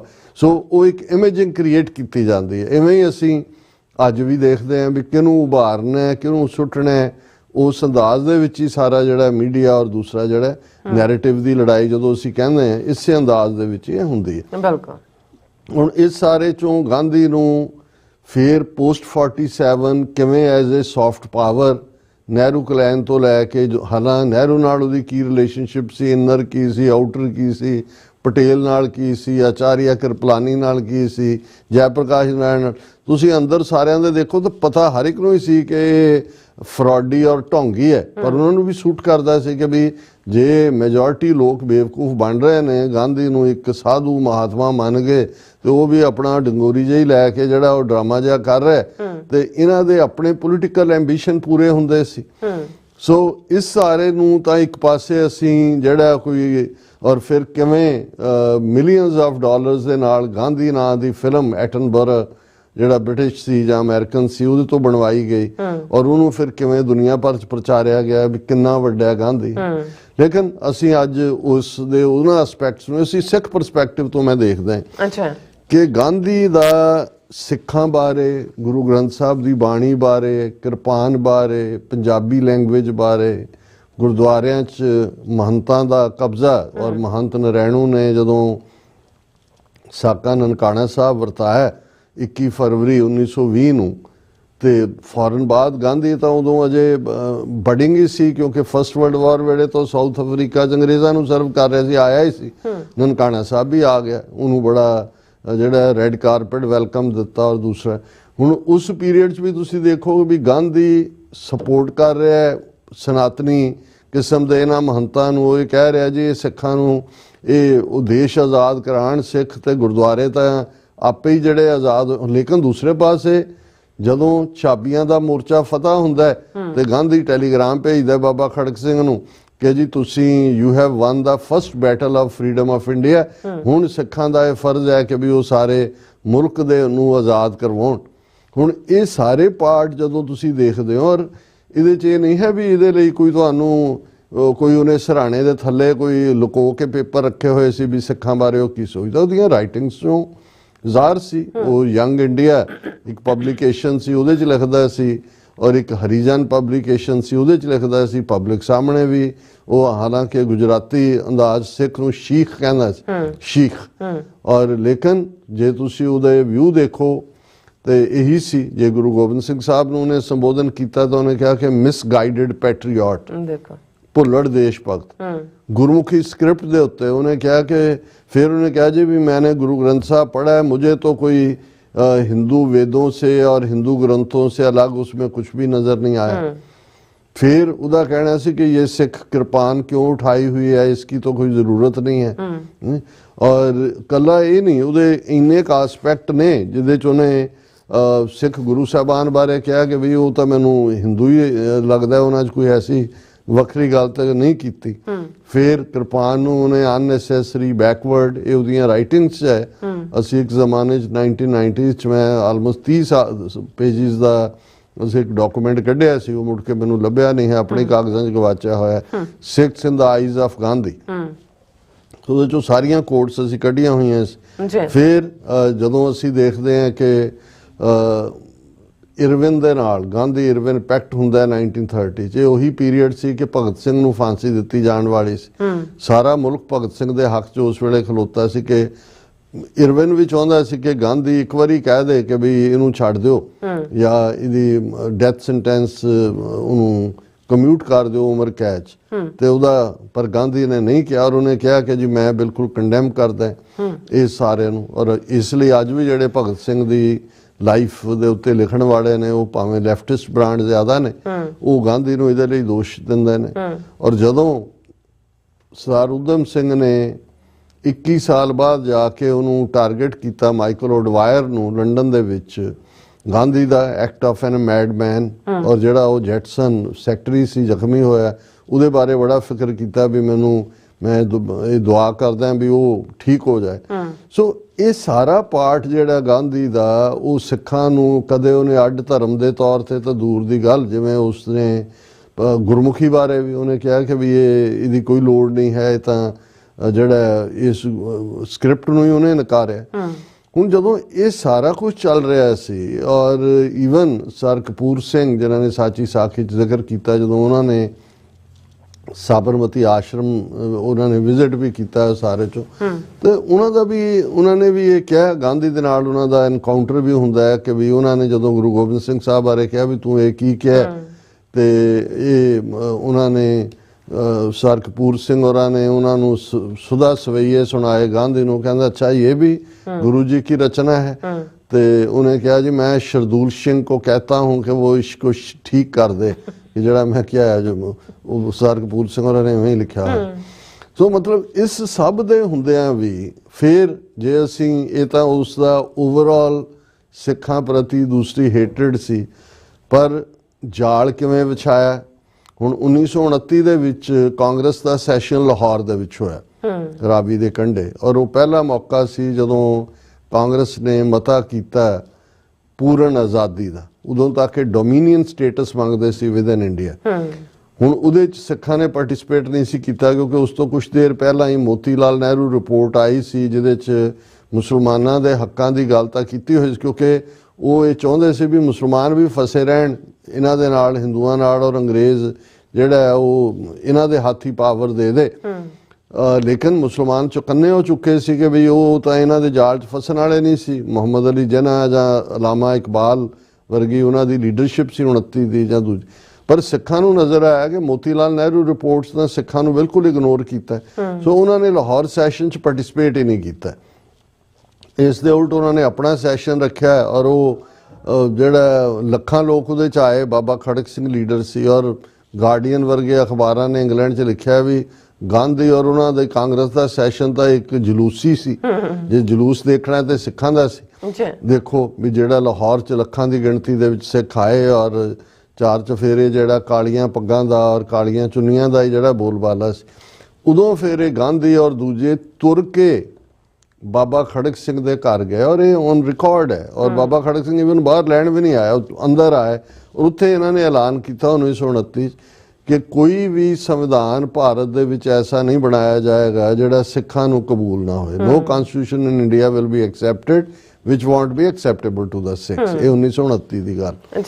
ਫਿਰ 1931 ਦੇ ਵਿੱਚ ਜਦੋਂ ਰਾਉਂਡ ਟੇਬਲ ਕਾਨਫਰੰਸ ਲੰਡਨ 'ਚ ਹੋਈ, ਔਰ ਗਾਂਧੀ ਸੀਸਗੰਜ ਵੀ ਗੋਲੀ ਚੱਲੀ ਸੀਗੀ, ਉਹ ਕਾਂਗਰਸੀ ਬਣੇ ਹੋਏ ਸੀ ਉਦੋਂ। ਅਕਾਲੀਆਂ ਨੂੰ ਵੀ ਚਾਅ ਚੜ੍ਹ ਗਿਆ ਕਿ ਵੀ ਹੁਣ ਅਸੀਂ ਦੇਸ਼ ਹੀ ਆਜ਼ਾਦ ਕਰਾਉਣਾ। ਔਰ ਗਾਂਧੀ ਜਿਹੜਾ ਉਹ ਜਾਣ ਤੋਂ ਪਹਿਲਾਂ ਦਿੱਲੀ ਆਂਦਾ ਸੀਸਗੰਜ, ਔਰ ਉੱਥੇ ਉਹ ਖਲੋ ਕੇ ਕਹਿੰਦਾ, ਜਿਹੜਾ ਉਹਦੇ ਔਨ ਰੈਕਰਡ ਹੈ, ਜਿਹੜਾ ਬਾਅਦ 'ਚ ਪਬਲੀਕੇਸ਼ਨ 'ਚ ਵੀ ਆਇਆ, ਕਿ ਤੁਹਾਡੇ ਸਿੱਖ ਕੌਮ ਔਰ ਮੇਰੇ ਵਿਚਾਲੇ ਰੱਬ ਜਾਮਨ ਹੈ, ਗੋਡ ਇਜ਼ ਦਾ ਐਵੀਡੈਂਸ, ਕਿ ਕੋਈ ਸੰਵਿਧਾਨ ਐਸਾ ਨਹੀਂ ਹੋਏਗਾ ਪਾਸ ਜਿਹੜਾ ਸਿੱਖਾਂ ਨੂੰ ਕਬੂਲ ਨਾ ਹੋਏ। ਔਰ ਉਹ ਸਾਰੇ 'ਚ ਕਾਂਗਰਸ ਜਿਹੜੀ ਹੈ ਤੁਹਾਡੇ ਨਾਲ ਵਾਅਦਾ ਕਰਦੀ ਹੈ, ਔਰ ਮੈਂ ਜਾਮਨ ਹੈ ਇਸ ਦਾ ਕਿ ਕੋਈ ਅਸੀਂ ਵਾਅਦਾ ਖਿਲਾਫੀ ਨਹੀਂ ਕਰਾਂਗੇ, ਦੂਜਾ ਨਹੀਂ। ਔਰ ਉਸੇ ਹੀ ਦੀਵਾਨ ਦੇ ਵਿੱਚ ਸੀਸਗੰਜ ਦੇ ਇੱਕ ਮਧੂਸੂਦਨ ਸਿੰਘ ਨਾਮ ਦੇ ਸਿੰਘ ਖਲੋ ਗਿਆ। ਉਹਨੇ ਕਿਹਾ ਕਿ ਵੀ ਜੇ ਤੁਸੀਂ ਦਗਾ ਕੀਤਾ ਸਿੱਖਾਂ ਦੇ ਨਾਲ, ਤੇ ਇਹ ਗਾਂਧੀ ਦੇ ਹੀ ਲਫ਼ਜ਼ ਨੇ, ਕਹਿੰਦੇ ਫਿਰ ਸਿੱਖ ਇੱਕ ਬਹਾਦਰ ਕੌਮ ਹੈ, ਔਰ ਤੁਹਾਡੇ ਗੁਰੂ ਨੇ ਤੁਹਾਨੂੰ ਤਲਵਾਰ ਦਿੱਤੀ ਹੋਈ ਹੈ, ਔਰ ਤੁਹਾਨੂੰ ਪਤਾ ਹੈ ਵੀ ਤੁਸੀਂ ਫਿਰ ਕੀ ਕਰਨਾ, ਕਿਵੇਂ ਇਨਸਾਫ ਲੈਣਾ। ਹੁਣ ਇੱਕ ਪਾਸੇ ਇਹ ਜਾਲ ਵਿਛਾਇਆ ਜਾ ਰਿਹਾ ਸੀ, ਪਰ ਮੈਨੂੰ ਹਮੇਸ਼ਾ ਇਹ ਗੱਲ ਬਾਦਰ ਕਰਦੀ ਹੈ। ਹਾਲਾਂਕਿ ਮਿਸਟਰ ਜਿਨਾਹ ਤਾਂ ਕੋਈ ਬਹੁਤ ਪ੍ਰੈਕਟਿਸਿੰਗ ਰਿਲੀਜੀਅਸ ਨਹੀਂ ਸੀਗੇ, ਉਹਨਾਂ ਨੇ ਤਾਂ ਗਾਂਧੀ ਦੇ ਓਵਰਆਲ ਟੈਂਪਰ ਤੋਂ ਜਾਂ 2-4 ਮੀਟਿੰਗਸ ਤੋਂ ਜਾਂ ਉਸ ਤੋਂ ਪਹਿਲਾਂ ਜਿਵੇਂ ਗਾਂਧੀ ਨੇ ਖਿਲਾਫਤ ਮੂਵਮੈਂਟ ਨੂੰ ਸਪੋਰਟ ਕੀਤਾ ਸੀ ਮੁਸਲਮਾਨਾਂ ਦੀ ਹਮਾਇਤ ਲੈਣ ਲਈ ਫਸਟ ਵਰਲਡ ਵਾਰ ਤੋਂ ਬਾਅਦ, ਤੇ ਮਿਸਟਰ ਜਿਨਾਹ ਇਸ ਹੱਕ 'ਚ ਸੀ ਕਿ ਵੀ ਧਰਮ ਨੂੰ ਵਿੱਚ ਰਲਗੱਡ ਨਹੀਂ ਕਰਨਾ ਚਾਹੀਦਾ ਸਿਆਸਤ ਦੇ। ਤੇ ਉਹਨਾਂ ਨੂੰ ਲੱਗਾ ਵੀ ਗਾਂਧੀ ਤਾਂ ਬਹੁਤ ਵੱਡਾ ਅਪਰਚੂਨਿਸਟ ਹੈ, ਇਹ ਤਾਂ ਹੁਣ ਮੁਸਲਮਾਨਾਂ ਦੀ ਹਮਾਇਤ ਲੈਣ ਲਈ ਇਹ ਖਲੀਫੇ ਨੂੰ ਹਮਾਇਤ ਕਰ ਰਿਹਾ, ਔਰ ਉਹਨਾਂ ਨੇ ਡਿਸਟੈਂਸ ਕਰ ਲਿਆ ਸੀ ਕਾਂਗਰਸ ਤੋਂ। ਹੌਲੀ ਹੌਲੀ ਉਹਨਾਂ ਨੂੰ ਇਹ ਰਿਅਲਾਈਜ਼ ਹੋਇਆ ਕਿ ਵੀ ਇਹ ਤਾਂ ਐਵੇਂ ਸੈਕੂਲਰਿਜ਼ਮ ਦਾ ਲਬਾਦਾ ਹੈ, ਇਹਨਾਂ ਦੇ ਅਸੀਂ ਜੇ ਢੇ ਚੜ੍ਹ ਗਏ ਤਾਂ ਫਿਰ ਤਾਂ ਸਾਡੇ ਪੱਲੇ ਕੁਛ ਨਹੀਂ ਰਹਿਣਾ। ਲੇਕਿਨ ਮੈਨੂੰ ਇਹ ਹੈਰਾਨੀ ਹੁੰਦੀ ਹੈ, ਹਾਲਾਂਕਿ ਗਾਂਧੀ ਨੇ ਕੋਈ ਇਸਲਾਮ ਦੇ ਖਿਲਾਫ ਤਾਂ ਕਿਤੇ ਵੀ ਕੁਛ ਨਹੀਂ ਸੀ ਕਿਹਾ ਹੋਇਆ, ਉਹਦੇ ਬਿਹੇਵੀਅਰ ਤੋਂ ਉਹਨਾਂ ਨੇ ਦੇਖ, ਪਰ ਉਸ ਦਾ ਇੰਨਾ ਕੁਛ ਐਂਟੀ ਸਿੱਖ ਉਹਦਾ ਮਾਈਂਡ ਸੈਟ ਜਿਹੜਾ ਸੀ ਬਿਲਕੁਲ, ਔਰ ਉਹਨੇ ਐਕਸਪ੍ਰੈਸ ਵੀ ਕੀਤਾ।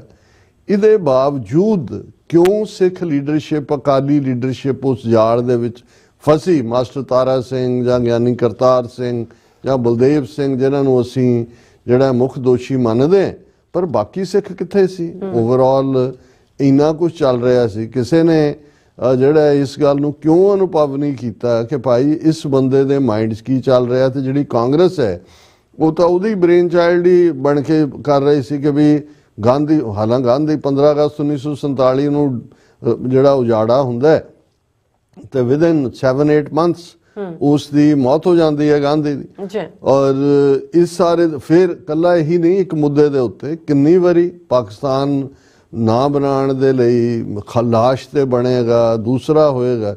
ਸੋ ਔਰ ਜੇ ਤੁਸੀਂ ਪੂਨਾ ਪੈਕਟ ਦੇਖੋ ਜਿਹੜਾ ਅੰਬੇਦਕਰ ਔਰ ਗਾਂਧੀ ਦੇ ਵਿਚਾਲੇ ਹੋਇਆ, ਉਸ ਦੇ ਵਿੱਚ ਕਿੰਨਾ ਵੱਡਾ ਜਿਹੜਾ ਉਹ ਅੰਬੇਦਕਰ ਨੂੰ ਸਿੱਖੀ ਵੱਲ ਆਉਣ ਤੋਂ ਰੋਕਣਾ। ਤੁਸੀਂ ਗਾਂਧੀ ਦਾ ਇਹ ਸੀ ਕਿ ਵੀ ਜੇ ਬਣਨਾ ਹੀ ਹੈ ਤੁਸੀਂ ਮੁਸਲਮਾਨ ਕਿਉਂ ਨਹੀਂ ਬਣ ਜਾਂਦੇ। ਉਹ ਪੁੱਛਦਾ ਵੀ ਕੀ ਸਿੱਖ ਬਣਨ ਨਾਲ ਤੁਸੀਂ ਹਿੰਦੂ ਹੀ ਰਹੋਗੇ ਜਾਂ ਉਹਨਾਂ ਨੇ ਕਿਹਾ ਜੀ ਨਹੀਂ ਸਿੱਖ ਤਾਂ ਅੱਡ ਧਰਮ ਹੈ, ਕਹਿੰਦਾ ਫਿਰ ਮੁਸਲਮਾਨ ਕਿਉਂ ਨਹੀਂ ਬਣ ਜਾਂਦੇ। ਇਸ ਹੱਦ ਤੱਕ ਨਫ਼ਰਤ ਦੇ ਹੁੰਦਿਆਂ ਵੀ ਇਹ ਮੈਂ ਸਮਝਦਾ ਵੀ ਬਹੁਤ ਵਾਰ ਅਸੀਂ ਮਾਸਟਰ ਤਾਰਾ ਸਿੰਘ ਦੀ ਹਿੰਦੂ ਬੈਕਗਰਾਊਂਡ ਜਾਂ ਬਲਦੇਵ ਸਿੰਘ ਦਾ ਟਾਟਾ ਨਗਰ ਦੇ ਕਾਰਖਾਨੇ ਤਾਂ ਉਹਨਾਂ ਤੱਕ ਹੁੰਦਾ, ਪਰ ਮੈਨੂੰ ਇਹ ਲੱਗਦਾ ਵੀ ਜਿਵੇਂ ਅੱਜ ਵੀ ਜੋ ਸਾਡੀਆਂ ਅੱਖਾਂ ਸਾਹਮਣੇ ਵਾਪਰ ਰਿਹਾ। ਹੁਣ ਤੁਹਾਨੂੰ ਕੁੰਭ ਦੇ ਵਿੱਚ ਜਾ ਕੇ ਜਿੱਥੇ ਭਗਦੜ 'ਚ ਕਿੰਨੇ ਲੋਕ ਮਰ ਗਏ, ਕੀ ਉੱਥੇ ਹੈ, ਉਸ ਕਿਸਮ ਦੇ ਆਪਣੇ ਲੋਕ ਤੁਹਾਨੂੰ ਮਿਲ ਜਾਣਗੇ। ਜਾਂ ਪੰਜਾਬ ਦੇ ਵਿੱਚ ਜੋ ਜਿਹੜੀ ਹੈ ਉਹ ਖੇ ਉਡਾ ਰਹੇ ਹੈ ਸਾਡੀ ਲੀਡਰਸ਼ਿਪ, ਤਾਂ ਫਿਰ ਉਸ ਦੌਰ ਦੇ ਵਿੱਚ ਵੀ ਇਨਸਪਾਈਟ ਆਫ ਕੁਰਬਾਨੀਆਂ ਵੀ ਚੱਲ ਰਹੀਆਂ ਸੀ ਪੈਰਲਲ, ਆਮ ਸਿੱਖ ਜਿਹੜਾ ਕਮਿਟਡ ਵੀ ਸੀ। ਪਰ ਇਸ ਕਿਸਮ ਦਾ ਹੀ ਭੰਬਲ ਭੂਸਾ ਉਦੋਂ ਵੀ ਹੋਏਗਾ ਕਿ ਭਾਈ ਇਹ ਸਮਝ ਨਹੀਂ ਪਾਏ ਹੈ ਕਿ ਭਾਈ ਇਹ ਗਾਂਧੀ ਔਰ ਇਹਨਾਂ ਦੀ ਕਾਂਗਰਸ ਔਰ ਇਹ ਹਿੰਦੂ ਤਵੀ ਸਿੱਖਾਂ ਬਾਰੇ ਤਾਂ ਉਹਨਾਂ ਨੇ ਕਦੇ ਕੋਈ ਭੁਲੇਖਾ ਰੱਖਿਆ ਹੀ ਨਹੀਂ। ਅਜੇ ਮੁਸਲਮਾਨਾਂ ਨੂੰ ਭਰਮਾਉਣ ਦੇ ਲਈ ਉਹਨਾਂ ਨੇ ਆਪਣਾ ਜਾਲ ਬੁਣਿਆ, ਲੇਕਿਨ ਉਹ ਸਾਡੇ ਪ੍ਰਤੀ ਤਾਂ ਸਿੱਧੀ ਉਹਨਾਂ ਦੀ ਲਾਈਨ ਸੀ ਕਿ ਵੀ ਉਹ ਸਾਡੇ ਬਾਰੇ ਕੀ ਸੋਚਦੇ ਨੇ। ਤਾਂ ਇਹ ਹਮੇਸ਼ਾ ਇੱਕ ਮੈਂ ਸਮਝਦਾ ਵੀ ਤਾਰੀਖ ਦੇ ਵਿਦਿਆਰਥੀਆਂ ਲਈ, ਹਿਸਟਰੀ ਦੇ ਸਟੂਡੈਂਟਸ ਲਈ ਇਹ ਇੱਕ ਹਮੇਸ਼ਾ ਚੈਲੰਜ ਹੋਏਗਾ ਇਹਨੂੰ ਸਮਝਣਾ ਕਿ what was wrong with the Sikhs at that time, ਤੇ ਅੱਜ ਵਾਲੇ ਵੀ ਇਹ ਸਮਝਣ ਕਿ what is wrong with majority of ਅਸ।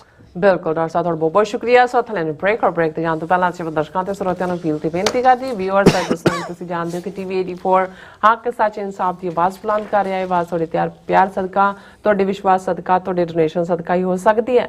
ਸੋ ਅਸੀਂ ਚਾਹਾਂਗੇ ਕਿ ਤੁਸੀਂ ਟੀਵੀ 84 ਦੀ ਚੜ੍ਹਦੀ ਕਲਾ ਲਈ ਵੱਧ ਤੋਂ ਵੱਧ ਡੋਨੇਟ ਕਰੋ। ਡੋਨੇਟ ਕਰਨ ਲਈ ਸਾਡੀ ਵੈਬਸਾਈਟ tv84.tv ਤੇ ਜਾ ਕੇ ਪੇਪਲ ਦੀ ਵਰਤੋਂ ਕਰਕੇ ਵਨ ਟਾਈਮ ਡੋਨੇਟ ਕਰ ਸਕਦੇ ਹੋ, ਮੰਥਲੀ ਡੋਨੇਟ ਵੀ ਕਰ ਸਕਦੇ ਹੋ। ਤੁਸੀਂ ਟੀਵੀ 84 ਦੇ ਨਾਮ ਤੇ ਚੈੱਕ ਬਣਾ ਕੇ ਸਾਨੂੰ ਮੇਲ ਵੀ ਕਰ ਸਕਦੇ ਹੋ ਸਾਡੇ ਇਸ ਪਤੇ ਤੇ 36-01 37th Avenue, Long Island City, New York 11101 USA, ਜਾਂ ਫਿਰ ਤੁਸੀਂ ਸਾਨੂੰ ਫੋਨ ਰਾਹੀਂ ਵੀ ਸੰਪਰਕ ਕਰ ਸਕਦੇ ਹੋ 5166619184। ਤੁਸੀਂ ਸਾਨੂੰ ਈਮੇਲ ਵੀ ਕਰ ਸਕਦੇ ਹੋ info@tv84.tv ਤੇ। ਅਸੀਂ ਤੁਹਾਡੇ ਤਹਿ ਦਿਲ ਤੋਂ ਸ਼ੁਕਰਗੁਜ਼ਾਰ ਹੋਵਾਂਗੇ। ਸੋ ਇੱਥੇ ਲੈਣੇ ਬ੍ਰੇਕ ਵਿਊਅਰਸ, ਤੁਸੀਂ ਸਾਨੂੰ ਇਸੇ ਤਰ੍ਹਾਂ ਬਣੇ ਰਹਿਣਾ। ਮਿਲਦੇ ਹਾਂ ਛੋਟੇ ਜਿਹੇ ਵਕਫੇ ਤੋਂ ਬਾਅਦ।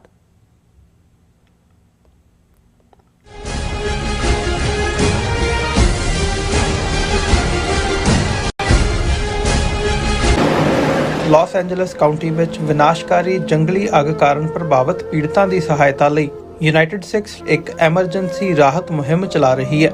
ਸ਼ਹਿਰ ਦੇ ਉੱਤਰ ਵਿੱਚ ਸੰਘਣੀ ਆਬਾਦੀ ਵਾਲੇ 40 ਕਿਲੋਮੀਟਰ ਦੇ ਖੇਤਰ ਵਿੱਚ ਲੱਗੀ ਅੱਗ ਕਾਰਨ 12,000 ਤੋਂ ਵੱਧ ਇਮਾਰਤਾਂ ਸੜ ਚੁੱਕੀਆਂ ਹਨ। 1.5 ਲੱਖ ਲੋਕਾਂ ਨੂੰ ਇਲਾਕਾ ਛੱਡਣ ਲਈ ਮਜਬੂਰ ਹੋਣਾ ਪਿਆ ਤੇ ਕਰੀਬ 700 ਤੋਂ ਵੱਧ ਲੋਕਾਂ ਨੂੰ ਸ਼ਰਨਾਰਥੀ ਕੈਂਪਾਂ ਵਿੱਚ ਠਹਿਰਾਇਆ ਗਿਆ।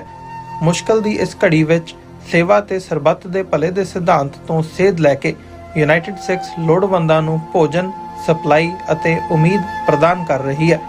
ਯੂਨਾਈਟਿਡ ਸਿੱਖਸ ਦੇ ਸੇਵਾ ਕਾਰਜਾਂ ਵਿੱਚ ਹਿੱਸਾ ਪਾਉਣ ਲਈ ਤੁਸੀਂ ਯੂਨਾਈਟਿਡ ਸਿੱਖਸ ਦੀ ਵੈਬਸਾਈਟ ਤੇ ਜਾ ਕੇ ਡੋਨੇਟ ਕਰ ਸਕਦੇ ਹੋ ਜਾਂ ਇਹਨਾਂ ਨਾਲ ਜੁੜਨ ਲਈ 8558786333 ਤੇ ਸੰਪਰਕ ਕਰ ਸਕਦੇ ਹੋ। ਅਮਰੀਕਾ ਵਿੱਚ ਰਹਿ ਰਹੇ ਹੋ ਅਤੇ ਡਰਾਈਵਿੰਗ ਲਾਇਸੈਂਸ ਲੈਣਾ ਚਾਹੁੰਦੇ ਹੋ ਤੇ ਲੱਭ ਰਹੇ ਹੋ ਇੱਕ ਤਜਰਬੇਕਾਰ ਡਰਾਈਵਿੰਗ ਸਕੂਲ, ਤਾਂ ਤੁਹਾਡੇ ਲਈ ਹੈ ਵੱਡੀ ਖੁਸ਼ਖਬਰੀ। ਕੈਲੀਫੋਰਨੀਆ ਦਾ ਸਟਾਕਟਨ ਟਰੱਕ ਡਰਾਈਵਿੰਗ ਸਕੂਲ ਤੁਹਾਨੂੰ ਦੇਵੇਗਾ ਡਰਾਈਵਿੰਗ ਸਿਖਲਾਈ ਅਤੇ ਡਰਾਈਵਿੰਗ ਦੌਰਾਨ ਪੇਸ਼ ਆਉਂਦੀਆਂ ਮੁਸ਼ਕਲਾਂ ਨਾਲ ਨਜਿੱਠਣ ਦੀ ਸਿਖਲਾਈ। 25 ਸਾਲ ਤੋਂ ਵੀ ਵੱਧ ਦੇ ਤਜਰਬੇ ਨਾਲ ਤੁਹਾਨੂੰ ਮਿਲੇਗੀ ਡਰਾਈਵਿੰਗ ਨਾਲ ਸੰਬੰਧਿਤ ਹਰ ਤਰ੍ਹਾਂ ਦੀ ਸਿਖਲਾਈ, ਉਹ ਵੀ ਵਾਜਿਬ ਕੀਮਤ ਵਿੱਚ। ਫਿਰ ਦੇਰ ਕਿਸ ਗੱਲ ਦੀ, ਅੱਜ ਹੀ ਸੰਪਰਕ ਕਰੋ 2097883308 ਜਾਂ ਫਿਰ 2093139919 ਨੰਬਰਾਂ ਤੇ ਅਤੇ ਪਾਓ ਆਪਣਾ driving licence. Signature truck service route 81 ਉੱਤੇ ਐਗਜ਼ਿਟ 235 ਤੇ ਟਰੱਕਰ ਵੀਰਾਂ ਲਈ 24 ਘੰਟੇ ਰੋਡ ਸਰਵਿਸ ਦੀ ਸੁਵਿਧਾ ਮੌਜੂਦ। Heavy duty repair, oil change, ਪੁਰਾਣੇ ਅਤੇ ਨਵੇਂ tyre, computer diagnostic, DPF cleaning, brake service ਜਾਂ ਰਸਤੇ ਵਿੱਚ ਆਈ ਹਰ ਤਰ੍ਹਾਂ ਦੀ ਰਿਪੇਅਰ ਪ੍ਰੋਫੈਸ਼ਨਲ ਟੀਮ ਵੱਲੋਂ ਕੀਤੀ ਜਾਂਦੀ ਹੈ। ਬ੍ਰੇਕਫਾਸਟ, ਲੰਚ ਅਤੇ ਡਿਨਰ ਲਈ ਪੰਜਾਬੀ ਢਾਬੇ ਦਾ ਆਨੰਦ ਵੀ ਮਾਣੋ। ਡਰਾਈਵਰ ਅਤੇ ਟਰੱਕ ਆਪਰੇਟਰ ਵੀਰ ਡਿਸਪੈਚ ਦੀ ਸਰਵਿਸ ਲਈ ਸਾਡੇ ਨਾਲ ਸੰਪਰਕ ਕਰਨ। Signature Truck Service, 58 Triangle Drive, Wears Cave, Virginia 24486.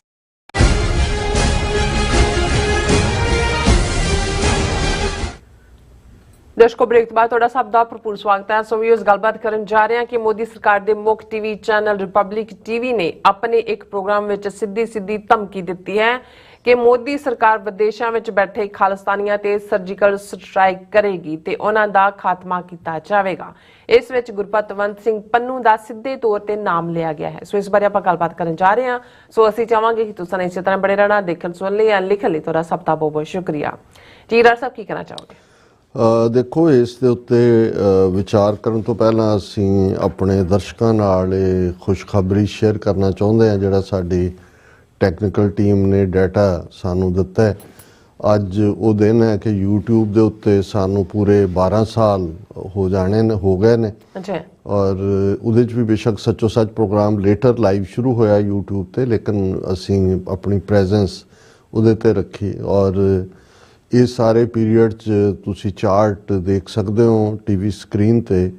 ਇਸ ਮਹੀਨੇ 'ਚ ਜਨਵਰੀ ਦੇ ਜਿਹੜਾ ਕੱਲੇ ਜਨਵਰੀ ਦੇ ਵਿੱਚ 15 ਲੱਖ ਲੋਕਾਂ ਨੇ ਜਿਹੜਾ ਉਹ TV 84 ਨੂੰ ਦੇਖਿਆ, ਜਿਹੜੀ ਇੱਕ ਰਿਕਾਰਡ ਫਿਗਰ ਹੈ। ਔਰ ਇਹ ਇਸ ਤੋਂ ਪਿਛਲੇ ਮਹੀਨੇ ਜਿਹੜਾ ਉਹ 13 ਲੱਖ ਸੀ, ਇਸ ਵਾਰ 15 ਲੱਖ ਹੈ। ਸੋ ਇਹਨਾਂ ਦਿਨਾਂ ਦੇ ਵਿੱਚ ਤੇਜ਼ੀ ਦੇ ਨਾਲ ਜਿਹੜਾ ਇਹ ਅੱਗੇ ਜਾ ਰਿਹਾ ਔਰ ਇਹ ਤੁਹਾਡੇ ਸਭ ਦੇ ਸਹਿਯੋਗ ਨਾਲ ਹੀ ਪੋਸੀਬਲ ਹੋ ਸਕੇ। ਔਰ ਅਸੀਂ ਇਹ ਰਿਕਮੈਂਡ ਵੀ ਕਰਾਂਗੇ, ਬਹੁਤ ਵਾਰ ਜਿਹੜੇ ਸਾਡੇ ਵਿਊਅਰ ਇਹਨੂੰ ਇੰਜੋਏ ਕਰਦੇ ਨੇ, ਤੁਹਾਡੇ ਆਪਣੇ ਵੀ ਜਾਣੂ ਪਛਾਣੂ ਲੋਕ ਹੋਣਗੇ, ਜਦੋਂ ਤੁਸੀਂ ਪ੍ਰੋਗਰਾਮ ਨੂੰ ਓਪਨ ਕਰਦੇ ਹੋ ਉਹਨੂੰ ਲਾਈਕ ਕਰੋ, ਸਬਸਕ੍ਰਾਈਬ ਕਰੋ ਤੇ ਸ਼ੇਅਰ ਕਰੋ, ਕਿਉਂਕਿ ਇਹ ਇੰਪੋਰਟੈਂਟ ਹੁੰਦਾ ਹੈ। ਮਕਸਦ ਸਾਡਾ ਹੋਰ ਕੋਈ ਨਹੀਂ ਹੈ, ਅਸੀਂ ਤਾਂ ਸੱਚ, ਹੱਕ, ਇਨਸਾਫ ਦੀ ਆਵਾਜ਼ ਨੂੰ ਜਿੰਨੇ ਲੋਕਾਂ ਤੱਕ ਪਹੁੰਚਾਇਆ ਜਾ ਸਕਦਾ ਹੈ ਉਹ ਉਸ ਨੂੰ ਪਹੁੰਚਾਉਣ ਦੀ ਕੋਸ਼ਿਸ਼ ਕਰੋ। ਔਰ ਉਹਦੇ ਵਿੱਚ ਤੁਹਾਡਾ ਕੁਛ ਨਹੀਂ ਲੱਗਦਾ, ਜਸਟ ਕਲਿੱਕ ਅਵੇ ਹੈ ਕਿ ਵੀ ਜਿਹਦੇ 'ਚ ਤੁਸੀਂ ਲਾਈਕ ਕਰਦੇ ਹੋ, ਜਿਹਦੇ 'ਚ ਤੁਸੀਂ ਸ਼ੇਅਰ ਕਰਦੇ ਹੋ ਔਰ ਸਬਸਕ੍ਰਾਈਬ ਕਰਦੇ ਹੋ। ਸੋ ਅਸੀਂ ਸਭ ਦਾ ਧੰਨਵਾਦ ਕਰਦੇ ਹਾਂ। 15 ਲੱਖ ਫਿਗਰ ਕਾਫੀ ਵੱਡੀ ਫਿਗਰ ਹੁੰਦੀ ਹੈ ਔਰ ਇਹਦੇ ਬਾਵਜੂਦ ਕਿ ਜਿੱਥੇ ਸਾਡੀ ਸਭ ਤੋਂ ਵੱਡੀ ਪੋਪੂਲੇਸ਼ਨ ਭਾਰਤ ਦੇ ਵਿੱਚ ਸਿੱਖਾਂ ਦੀ ਹੈ, ਉੱਥੇ ਸਾਨੂੰ ਬਲੌਕ ਕੀਤਾ ਹੈ। ਸੋ ਇਹਦੇ ਬਾਵਜੂਦ ਔਰ ਇਹਦੇ 'ਚ ਅਸੀਂ ਜਦੋਂ ਬ੍ਰੇਕਡਾਊਨ ਵੀ ਕਿਸੇ ਦਿਨ ਸਾਂਝਾ ਕਰਾਂਗੇ, ਸਾਨੂੰ ਇਸ ਗੱਲ ਦੀ ਵੀ ਖੁਸ਼ੀ ਔਰ ਮਾਣ ਹੈ ਕਿ TV 84 ਹੀ ਇੱਕੋ ਇੱਕ ਚੈਨਲ ਹੈ। ਬਾਕੀ ਦੂਸਰੇ ਵੀ ਸਾਰੇ ਆਪਣੀ ਗੱਲ, ਜਿਸ ਦੀ ਵਿਊਅਰਸ਼ਿਪ ਦੇ ਵਿੱਚ ਵੱਡੀ ਗਿਣਤੀ ਦੇ ਵਿੱਚ ਸਾਡੇ ਮੁਸਲਮਾਨ ਭੈਣ ਭਰਾ, ਪਾਕਿਸਤਾਨੀ ਭੈਣ ਭਰਾ, ਕਸ਼ਮੀਰੀ ਭੈਣ ਭਰਾ। ਔਰ ਇਹੀ ਕਾਰਨ ਹੈ ਕਿ ਅਸੀਂ ਜਦੋਂ ਵੀ ਜਿਨ੍ਹਾਂ ਇਸ਼ੂਜ਼ ਨੂੰ ਲੈਂਦੇ ਹਾਂ, ਕਿਉਂਕਿ ਅਸੀਂ ਇਹ ਸਮਝਦੇ ਹਾਂ ਕਿ ਵੀ ਇਹ ਜਿਹੜਾ ਦਿੱਲੀ ਰਜੀਮ ਹੈ, ਗਲਬਾ ਜਿਨ੍ਹਾਂ ਦਾ ਹੈਜਮਨੀ ਹੈ, ਉਹਦੇ 'ਚ ਪੰਜਾਬ 'ਚ ਸਿੱਖ, ਕਸ਼ਮੀਰ 'ਚ ਸਾਡੇ ਕਸ਼ਮੀਰੀ ਮੁਸਲਮਾਨ ਭੈਣ ਭਰਾ, ਨਾਗਾਲੈਂਡ, ਮਿਜ਼ੋਰਮ, ਮਨੀਪੁਰ ਦੇ ਵਿੱਚ ਈਸਾਈ ਭੈਣ ਭਰਾ, ਰੈਸਟ ਆਫ ਦਾ ਇੰਡੀਆ 'ਚ ਦਲਿਤ ਭਾਈਚਾਰਾ।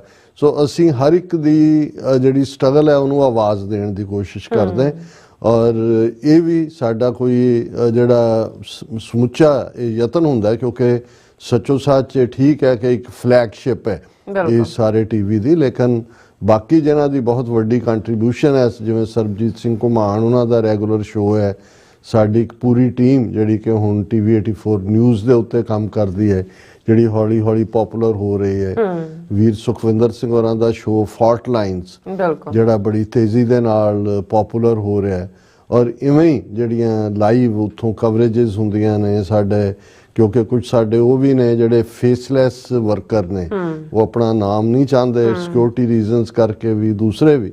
ਸੋ ਅਸੀਂ ਸਮਝਦੇ ਹਾਂ ਵੀ ਸਾਰੀ ਟੀਮ ਆਲਮੋਸਟ 15 ਤੋਂ 20 ਸਾਡੇ ਕੋਲ ਡੈਡੀਕੇਟਿਡ ਜਿਹੜੇ ਨੇ ਵਰਕਰ ਨੇ, ਜਿਹੜੇ ਸਾਰੇ ਦੇ ਉੱਤੇ ਦਿਨ ਰਾਤ ਮਿਹਨਤ ਕਰਦੇ ਨੇ। ਔਰ ਇਹਦੇ ਨਾਲ ਨਾਲ ਤੁਹਾਡਾ ਉਹ ਸੋਰਸ ਜਿਹੜੇ ਸਾਨੂੰ ਤੁਸੀਂ ਨਿਊਜ਼ ਪ੍ਰੋਵਾਈਡ ਕਰਦੇ ਹੋ, ਕਿਤੋਂ ਵੀ ਤੁਹਾਨੂੰ ਲੱਗਦਾ ਹੈ ਕਿ ਵੀ ਇਸ ਦੀ ਜਿਹੜੀ ਹੈ ਸਿੱਖ ਸਪਿਨ ਇਹਨੂੰ ਜ਼ਰੂਰੀ ਹੈ। ਸੋ ਅਸੀਂ ਸਾਰਿਆਂ ਦਾ ਹੀ, ਕਿਉਂਕਿ ਜਿਹੜੀ ਪ੍ਰਾਪਤੀ ਹੈ ਜੇ ਇੱਕ ਮਹੀਨੇ 'ਚ 15 ਲੱਖ ਵਿਊਅਰ ਹੈ, ਤੇ ਇਹ ਸਾਡੀ ਇੱਕ ਪ੍ਰਾਪਤੀ ਤੁਹਾਡੇ ਸਭ ਦੇ ਸਹਿਯੋਗ ਦੇ ਨਾਲ ਹੀ ਸੰਭਵ ਹੋ ਸਕੇ। ਔਰ ਹੁਣ ਦੁਸ਼ਮਣ ਬਾਤ ਕਰੇ ਅਨਹੋਣੀ, ਮੈਂ ਤਾਂ ਕੱਲ ਹੀ ਕਹਿ ਰਹੀ ਸੀ। ਹਾਂ, ਅੱਛਾ, ਜਦੋਂ ਵਾਇਲੈਂਸ ਦੀਆਂ ਘਟਨਾਵਾਂ ਦੀ ਸ਼ੁਰੂਆਤ ਹੋਈ, ਹਰਦੀਪ ਸਿੰਘ ਨਿੱਜਰ ਦਾ ਔਰ ਉਸ ਤੋਂ ਪਹਿਲਾਂ ਅਵਤਾਰ ਸਿੰਘ ਖੰਡਾ ਦਾ ਮਰਡਰ ਕੈਮੀਕਲ ਵੈਪਨ ਰਾਹੀਂ ਹੋਇਆ ਹੈ, ਜਾਂ ਪਰਮਜੀਤ ਸਿੰਘ ਪੰਜਵੜ ਦਾ ਮਈ 2023 ਚ ਹੋਇਆ ਹੈ। ਅੱਛਾ, ਕਿਉਂਕਿ ਇੱਕ ਪਾਸੇ ਇੰਡੀਅਨ ਸਟੇਟ ਦੀ ਆਫੀਸ਼ੀਅਲ ਪਾਲਿਸੀ ਹੈ ਜਿਹਨੂੰ ਉਹਨਾਂ ਦੀ ਐਕਸਟਰਨਲ ਅਫੇਅਰਸ ਮਿਨਿਸਟਰੀ ਜਿਹੜਾ ਬੈਠ ਕੇ ਉੱਥੇ ਉਹਨੂੰ ਬਰੀਫ ਕਰਦੇ ਨੇ, ਇੱਕ ਉਹਨਾਂ ਨੇ ਜਿਹੜੇ ਆਪਣੇ ਚੈਨਲ ਸਰਕਾਰੀ ਚੈਨਲ ਨੇ ਉਹ ਛੱਡੇ ਹੋਏ ਨੇ ਜਿਹਨਾਂ 'ਚ ਗੋਬਰ ਆਰੀਆ ਹੈ, ਦਾ ਰਿਪਬਲਿਕ ਹੈ, ਸੁਧੀਰ ਚੌਧਰੀ ਹੈ, ਉਹ ਰਜਤ ਸ਼ਰਮਾ ਕੇ ਕੌਣ ਹੈ, ਆਪ ਕੀ ਅਦਾਲਤ ਵਾਲਾ, ਇਹ ਸਾਰੇ ਹੀ ਜਿਹੜੇ ਨੇ ਬੜਾ ਕਲੋਜ਼ਲੀ ਨਿਟ ਸਰਕਲ ਹੈ ਜਿਹੜਾ ਇਸ ਗੱਲ ਨੂੰ ਯਕੀਨੀ ਬਣਾਉਂਦਾ ਹੈ ਕਿ ਸਰਕਾਰ ਦੀਆਂ ਨੀਤੀਆਂ ਔਰ ਜਿਹੜਾ ਉਹਨਾਂ ਦੀ ਅੰਡਰਲਾਈਂਗ ਭਾਵਨਾ ਉਹਨੂੰ ਵੀ ਉਹ ਪ੍ਰੋਜੈਕਟ ਕਰਦੇ ਨੇ ਔਰ ਕਿਹਨੂੰ ਦਬਾਣਾ। ਹੁਣ ਕੁੰਭ ਦੇ ਵਿੱਚ 2 ਸਟੈਂਪੀਡ ਹੋਏ ਨੇ ਭਗਤ ਔਰ ਮੌਤਾਂ ਦੀ ਗਿਣਤੀ ਸੈਂਕੜਿਆਂ 'ਚ ਹੈ, ਲੇਕਿਨ ਪਹਿਲੇ 24 ਘੰਟੇ ਦੇ ਵਿੱਚ ਕੋਈ ਖਬਰ ਹੀ ਦਬਾ ਦਿੱਤੀ ਗਈ, ਇੱਕ ਅੱਧੇ ਚੈਨਲ ਨੂੰ ਛੱਡ ਕੇ, ਉਹ ਵੀ ਯੂਟਿਊਬਰ ਨੇ ਇਹ ਦਿੱਤਾ, ਅਦਰਵਾਈਜ਼ ਉਹਨੂੰ ਇਵੇਂ ਕਰ ਰਹੇ ਸੀ ਕਿ ਦੇਖੋ ਉਹ ਉਹਨਾਂ ਦਾ ਮੀਡੀਆ ਕਹਿ ਰਿਹਾ ਸੀ ਕਿ ਜਿੰਨੀ ਟੋਕੀਓ 'ਚ ਲੋਕ ਰਹਿੰਦੇ ਨੇ ਉਨਾ ਸ਼ਹਿਰ ਉੱਥੇ ਵਸ ਗਿਆ, ਪ੍ਰਯਾਗਰਾਜ ਦੂਜਾ। ਹੁਣ ਬਲੇਮ ਗੇਮ ਸ਼ੁਰੂ ਹੋ ਰਹੀ ਹੈ ਕਿ ਜੀ ਯੋਗੀ ਨੇ ਉਹ VIPs ਨੂੰ ਇੰਪੋਰਟੈਂਸ ਦਿੱਤੀ, ਤੇ ਦੂਜਿਆਂ ਕਹਿਣਾ ਮੈਂ ਇਹ ਚਾਹੁੰਦਾ ਕਿ ਵੀ ਜ਼ਰੂਰੀ ਨਹੀਂ ਹੈ ਵੀ ਹਰ ਗੱਲ ਉਹ ਜਿਹੜੀ ਕਿ ਉਹਨਾਂ ਦੇ ਮੇਨ ਬੁਲਾਰੇ ਰਾਹੀਂ ਆਏ ਜਾਂ ਉਹਨਾਂ ਦੀ ਬਰੀਫਿੰਗ ਰਾਹੀਂ ਆਏ। ਇਹ ਜਦੋਂ ਗੋਬਰ ਆ ਰਹੀ ਹੈ ਜਾਂ ਦੂਜੇ ਜਿਉਂ ਹੀ ਅਵਤਾਰ ਸਿੰਘ ਖੰਡਾ ਦਾ ਹੋਇਆ ਉਹਨਾਂ ਨੇ ਕਲੇਮ ਕਰ ਲਿਆ ਕਿ ਵੀ ਅਬ ਉਡਾਣਾ ਸ਼ੁਰੂ ਕਰ ਦਿਆ। ਲਾਹੌਰ 'ਚ ਹੋਇਆ ਉਸ ਤੋਂ ਬਾਅਦ ਉਦੋਂ ਤਾਂ ਚੁੱਪ ਰਹੇ, ਲੇਕਿਨ ਜਦੋਂ ਹਰਦੀਪ ਸਿੰਘ ਨਿੱਜਰ ਦਾ ਹੋਇਆ ਫਿਰ ਉਹਨਾਂ ਨੇ ਬੜੇ ਮਾਣ ਨਾਲ ਕਿਹਾ ਕਿ ਜੀ ਅਬ ਜਿਹੜਾ ਅਸੀਂ ਘਰ 'ਚ ਜਾ ਕੇ ਠੋਕ ਰਹੇ ਹਾਂ, ਔਰ ਉਹਨੂੰ ਬਾਅਦ 'ਚ ਘੁਸ ਕੇ ਮਾਰਾ। ਐਸ ਜੈ ਸ਼ੰਕਰ ਨੇ ਵੀ ਕਿਹਾ, ਮੋਦੀ ਨੇ ਵੀ ਕ੍ਰੈਡਿਟ ਲੈਣਾ ਸ਼ੁਰੂ ਕੀਤਾ, ਲੇਕਿਨ ਇਹ ਸਾਰੇ ਦੀ ਜਿਹੜੀ ਸ਼ੁਰੂਆਤ ਹੈ ਜਿਹੜੇ ਨਾਨ ਸਟੇਟ ਐਕਟਰ ਨੇ ਜਿਹੜੇ ਇਹਨਾਂ ਦੇ ਹੀ ਨੇ ਉਹ ਕਰ ਰਹੇ ਨੇ। ਹੁਣ ਜਿਹੜੀ ਇਹ ਅੱਜ ਪ੍ਰੈਸ ਰਿਲੀਜ਼ ਵੀ ਇਸ ਦੇ ਉੱਤੇ 6 ਫਾਰ ਜਸਟਿਸ ਦੀ ਹੈ, ਇੱਕ ਬਹੁਤ ਵੱਡੀ ਵਿਊਅਰਸ਼ਿਪ ਵਾਲਾ ਜਿਹਨੂੰ ਸਰਕਾਰੀ ਪੈਟਰਨੇਜ ਹੈ ਨਾਗਪੁਰੀਆਂ ਦੀ RSS ਦੀ ਰਿਪਬਲਿਕ TV ਹੈ। ਰਿਪਬਲਿਕ TV ਨੇ ਇੱਕ ਵੀਡੀਓ ਜਿਹੜੀ ਹੈ ਉਹ ਆਪਣੇ ਦਰਸ਼ਕਾਂ ਲਈ ਜਿਹਦੇ 'ਚ ਬੜੀ ਜਿਹੜੀ ਹੈ ਜਿਵੇਂ ਉੱਚੀ ਆਵਾਜ਼ ਦੇ ਵਿੱਚ ਔਰ ਜਿਹੜਾ ਉੱਥੇ ਅੰਦਾਜ਼ ਅੱਜ ਕੱਲ੍ਹ ਬਣਿਆ ਹੋਇਆ ਉਹਦੀ ਸਕ੍ਰਿਪਟ ਸਾਡੇ ਕੋਲ ਹੈ ਵੀ ਉਹਦੇ 'ਚ ਉਹਨਾਂ ਨੇ ਕੀ ਕਿਹਾ, ਔਰ ਅਸੀਂ ਐਜ਼ ਸੱਚ ਦੱਸਣਾ ਚਾਹੁੰਦੇ ਹਾਂ ਕਿ ਵੀ ਜੇ ਕੋਈ ਇਹ ਸਮਝੇ ਕਿ ਵੀ ਜੀ ਚੇਂਜ ਆਫ ਰਜੀਮ ਇੱਥੇ ਜਿਵੇਂ ਟਰੰਪ ਨੇ ਚੈਲੰਜ ਕੀਤਾ ਜਾਂ ਜਸਟਿਨ ਟਰੂਡੋ ਨੇ ਸਾਹਮਣੇ ਲਿਆਂਦਾ ਜਾਂ ਟਰਾਂਸਨੈਸ਼ਨਲ ਰਿਪਰੈਸ਼ਨ 'ਚ ਇੰਡੀਆ ਐਕਸਪੋਜ਼ ਹੋਇਆ, ਉਹਨਾਂ ਦੀ ਸਿਹਤ 'ਤੇ ਕੋਈ ਅਸਰ ਨਹੀਂ, ਉਹ ਖਾਲਿਸਤਾਨੀਆਂ ਨੂੰ ਬਾਹਰ ਟਾਰਗੇਟ ਕਰਨ ਦੀ ਉਹਨਾਂ ਦੀ ਨੀਤੀ ਬਰਾਬਰ ਜਾਰੀ ਹੈ। ਔਰ ਮੈਂ ਰਿਪਬਲਿਕ TV ਦਾ ਜੋ ਬੋਲ ਰਹੇ ਨੇ ਉਸ ਦੇ ਉੱਤੇ ਵੀਡੀਓ 'ਤੇ ਉਸ ਦੀ ਸਕ੍ਰਿਪਟ ਉਹਨਾਂ ਨੇ ਕਿਹਾ ਕਿ ਵੀ ਇਹ ਵੀਡੀਓ 'ਚ ਹੈ, ਟਰਾਂਸਕ੍ਰਿਪਟ ਹੈ ਐਗਜ਼ੈਕਟ, ਉਹਨੇ ਕਿਹਾ for past many days you are hearing about the activities of those who wish to break the country and wish to make Khalistan. ਕਿ ਪਿਛਲੇ ਕੁਝ ਦਿਨਾਂ ਤੋਂ ਤੁਸੀਂ ਇਹ ਸੁਣ ਰਹੇ ਹੋਵੋਗੇ ਉਹਨਾਂ ਦੀਆਂ ਗੱਲਾਂ ਜਿਹੜੇ ਖਾਲਿਸਤਾਨ ਬਣਾਉਣਾ ਚਾਹੁੰਦੇ ਨੇ ਔਰ ਇਹ ਉਹਨਾਂ ਦੀ ਭਾਰਤ ਨੂੰ ਤੋੜਨਾ ਚਾਹੁੰਦੇ ਨੇ। So Bharat India has started action, surgical strike on Khalistanis is ready to be launched. ਕਿ ਹੁਣ ਭਾਰਤ ਉਹਦਾ ਜਵਾਬ ਦੇਗਾ, ਖਾਲਿਸਤਾਨੀਆਂ ਦੇ ਉੱਤੇ ਸਰਜੀਕਲ ਸਟ੍ਰਾਈਕ ਕਰਨ ਦੀਆਂ ਤਿਆਰੀਆਂ ਮੁਕੰਮਲ ਹੋ ਚੁੱਕੀਆਂ ਨੇ। ਇਨ ਏ proper high level meeting the government has taken the decision that it will not tolerate that anyone who will attempt to disintegrate India he will be hit strongly। ਉਹਦੇ 'ਚੋਂ ਕਹਿੰਦਾ ਕਿ ਹਾਈ ਲੈਵਲ ਮੀਟਿੰਗ ਹੋਈ ਸਰਕਾਰ ਦੀ, ਉਹਦੇ 'ਚ ਉਹਨਾਂ ਨੇ ਫੈਸਲਾ ਲਿਆ ਕਿ ਜਿਹੜਾ ਵੀ ਭਾਰਤ ਨੂੰ ਤੋੜਨ ਦਾ ਯਤਨ ਕਰ ਰਿਹਾ ਹੈ ਉਸ ਨੂੰ ਮੁਆਫ ਨਹੀਂ ਕੀਤਾ ਜਾਏਗਾ। he will be hit strongly, ਉਸ ਦੇ ਉੱਤੇ ਸਿੱਧਾ ਹਮਲਾ ਕੀਤਾ ਜਾਏਗਾ। ਇਹ ਕਰਕੇ ਫਿਰ ਉਹ ਕਹਿੰਦਾ ਸ਼ੋ ਦਾ ਨੈਕਸਟ ਪਿਕਚਰ, ਫਿਰ ਪਿਕਚਰ ਆ ਜਾਂਦੀ ਹੈ। ਫਿਰ ਉਹ ਕਹਿੰਦਾ NIA's team is confiscating every place and property that belong to Khalistanis or Khalistan supporters. No such element will be allowed to be alive in India। ਕਿ ਨੈਸ਼ਨਲ ਇਨਵੈਸਟੀਗੇਟਿਵ ਏਜੰਸੀ ਨੇ ਇਹ ਫਰਮਾਨ ਕੱਢਿਆ ਕਿ ਹਰ ਥਾਂ ਦੇ ਉੱਤੇ ਛਾਪੇ ਮਾਰ ਕੇ ਜਿਹੜੇ ਬਾਹਰ ਖਾਲਿਸਤਾਨੀ ਐਕਟਿਵਿਸਟ ਨੇ ਉਹਨਾਂ ਦੀਆਂ ਪ੍ਰਾਪਰਟੀਆਂ ਜ਼ਬਤ ਕਰ ਲਓ, ਔਰ ਜਿਹੜਾ ਕੋਈ ਵੀ ਇਸ ਕਿਸਮ ਦਾ ਜਿਹੜਾ no such element will be allowed to be alive in India, ਕਿ ਵੀ ਭਾਰਤ 'ਚ ਕਿਸੇ ਨੂੰ ਜਿਉਂਦਾ ਨਹੀਂ ਰਹਿਣ ਦਿੱਤਾ ਜਾਏਗਾ ਜਿਹੜਾ ਵੀ ਖਾਲਿਸਤਾਨ ਦੇ ਨਾਲ ਜੁੜਿਆ ਹੋਇਆ ਜਾਂ ਸਪੋਰਟਰ ਹੈ। ਫਿਰ ਉਹ ਡਾਇਰੈਕਟ ਕਰ ਰਿਹਾ, ਪੂਰੀ ਵੀਡੀਓ ਹੈ ਉਹਦੀ। ਫਿਰ ਉਹ ਕਹਿ ਰਹੇ ਨੇ ਕਿ ਸ਼ੋ ਨੈਕਸਟ ਪਿਕਚਰ। ਫਿਰ ਉਹ ਕਹਿੰਦਾ ਦਿਸ ਮੈਨ, ਹੁਣ ਉਹਦੇ 'ਚ ਗੁਰਪਤਵੰਤ ਸਿੰਘ ਪੰਨੂ ਦੀ ਪਿਕਚਰ ਹੈ, this man who is leader of the Khalistanis in America and Canada, Pannu, there is going to be a big strike on Pannu. Eliminating him will eliminate Khalistan. ਗਿਆ ਪੰਨੂ ਹੈ, ਇਹਨੂੰ ਅਸੀਂ ਐਲੀਮੀਨੇਟ ਕਰਨਾ, ਇਹਦੇ ਨਾਲ ਖਾਲਿਸਤਾਨ ਜਿਹੜਾ ਹੈ ਉਹ ਐਲੀਮੀਨੇਟ ਹੋ ਜਾਏਗਾ। ਦੇਖੋ now show this picture properly, ਉਹਨੂੰ ਕਹਿ ਰਿਹਾ ਫੋਕਸ ਕਰੋ, show properly. The list of terrorist issued by NIA has the picture of Pannu, ਕਿ ਆ ਜਿਹੜੀਆਂ ਲਿਸਟ ਜਾਰੀ ਕੀਤੀ ਇਹਦੇ 'ਚ ਆਹ ਦੇਖੋ, ਆ ਪੰਨੂ ਦੀ ਪਿਕਚਰ ਹੈ। These are pictures that have been released by National Investigation Agency of India, Paramjit Singh Pamma. All these names are included. फिर उस पिक्चर च परमजीत सिंह पम्मा ਜਿਹੜੇ UK ਦੇ ਨੇ, ਜਿਨ੍ਹਾਂ ਨੂੰ ਪੁਰਤਗਾਲ ਤੋਂ ਇਹ ਐਕਸਟ੍ਰਾਡਾਈਟ ਕਰਕੇ ਲਿਜਾਣਾ ਚਾਹੁੰਦੇ ਸੀ, ਪਰ ਕੇਸ ਲੜ ਕੇ ਉਹਨਾਂ ਦੀ ਰੁਕਵਾਈ ਗਈ ਔਰ ਉਹ ਵਾਪਸ ਹੈ, ਉਹਨਾਂ ਦੀ ਪਿਕਚਰ ਸ਼ੋ ਹੁੰਦੀ।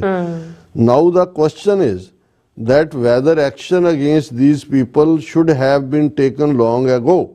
But now the preparations for a big strike on these people is underway. See the report. ਉਹਨੇ ਕਿਹਾ ਜੀ ਵੈਸੇ ਤਾਂ ਇਹਨਾਂ ਦੇ ਖਿਲਾਫ ਐਕਸ਼ਨ ਬਹੁਤ ਪਹਿਲਾਂ ਲਿਆ ਜਾਣਾ ਚਾਹੀਦਾ ਸੀ, ਪਰ ਹੁਣ ਇਹ ਐਕਸ਼ਨ ਲੈਣ ਦੀ ਤਿਆਰੀ ਹੈ। ਫਿਰ ਥੱਲੇ ਜਿਹੜਾ ਪਾਰਟ ਹੈ, there will be a surgical strike on Khalistani terrorists, ਕਿ ਖਾਲਿਸਤਾਨੀ ਦਹਿਸ਼ਤਗਰਦਾਂ ਤੇ ਟੈਰਰਿਸਟ ਸਟ੍ਰਾਈਕ, ਸਰਜੀਕਲ ਸਟ੍ਰਾਈਕ ਹੋਏਗੀ। means anyone who thinks of disintegrating India will be eliminated, ਕਿ ਜੋ ਭਾਰਤ ਨੂੰ ਤੋੜਨਾ ਚਾਹੁੰਦਾ ਉਹਨੂੰ ਅਸੀਂ ਐਲੀਮੀਨੇਟ ਕਰ ਦਿਆਂਗੇ, ਉਸ ਦਾ ਖਾਤਮਾ ਕਰ ਦਿਆਂਗੇ। In Canada it started with killing of Khalistani terrorist Nijjar, ਕਿ ਅਸੀਂ ਕੈਨੇਡਾ 'ਚ ਖਾਲਿਸਤਾਨੀ ਦਹਿਸ਼ਤਗਰਦ ਨਿੱਜਰ ਨੂੰ ਮਾਰਿਆ। Then Sukha Kathel, Sukhdool Singh Gill, also called as Sukha Duneke, ਕਿ ਵੀ ਉਹਨੂੰ ਮਾਰਿਆ, killed. Now it is the turn of terrorist Pannu, ਹੁਣ ਇਹ ਦਹਿਸ਼ਤਗਰਦ ਪੰਨੂ ਦੀ ਵਾਰੀ ਹੈ। ਸੋ ਅਸੀਂ ਸਮਝਦੇ ਹਾਂ ਵੀ ਇਹ ਹੁਣ ਆਪਣੇ ਆਪ 'ਚ ਇੱਕ ਰਿਕਾਰਡ ਹੈ, ਵੀਡੀਓ ਅਵੇਲੇਬਲ ਹੈ, ਔਰ ਇਹ ਟਰੰਪ ਐਡਮਿਨਿਸਟ੍ਰੇਸ਼ਨ ਦੇ ਆਉਣ ਤੋਂ ਬਾਅਦ ਇਸ ਕਿਸਮ ਦੀ ਲਾਈਨ ਲੈਣੀ, ਇਹ ਹੁਣ ਜਦੋਂ ਪ੍ਰੋਪਰਲੀ ਸੈਟਲ ਡਾਊਨ ਹੋ ਜਾਂਦੀ ਹੈ ਹਕੂਮਤ, ਅਸੀਂ ਇਸ ਇਸ਼ੂ ਨੂੰ ਇਹਨਾਂ ਦੇ ਜਿਹੜੀਆਂ ਇਨਵੈਸਟੀਗੇਟਿਵ ਏਜੰਸੀਜ਼ ਨੇ, FBI ਔਰ ਦੂਸਰਿਆਂ ਦੇ ਨਾਲ ਵੀ ਚੁੱਕਾਂਗੇ। ਪਰ ਉਸ ਤੋਂ ਅਸੀਂ ਅੰਦਾਜ਼ਾ ਲਾ ਸਕਦੇ ਹਾਂ ਕਿ ਕਿਸ ਹੱਦ ਤੱਕ ਇਹ ਹੁਣ ਜਾ ਚੁੱਕੇ ਨੇ ਤੇ ਇਹ ਕਿਸ ਹੱਦ ਤੱਕ ਭੂਤਰੇ ਹੋਏ ਨੇ। ਜੀ ਡਾਕਟਰ ਸਾਹਿਬ, ਤੁਹਾਡਾ ਬਹੁਤ ਬਹੁਤ ਧੰਨਵਾਦ। ਸੋ ਥੱਲੇ ਨੇ ਬ੍ਰੇਕ ਵਿਊਅਰਸ, ਤੁਸੀਂ ਇਸੇ ਤਰ੍ਹਾਂ ਬਣੇ ਰਹਿਣਾ। ਮਿਲਦੇ ਹਾਂ ਛੋਟੇ ਜਿਹੇ ਬ੍ਰੇਕ ਤੋਂ ਬਾਅਦ।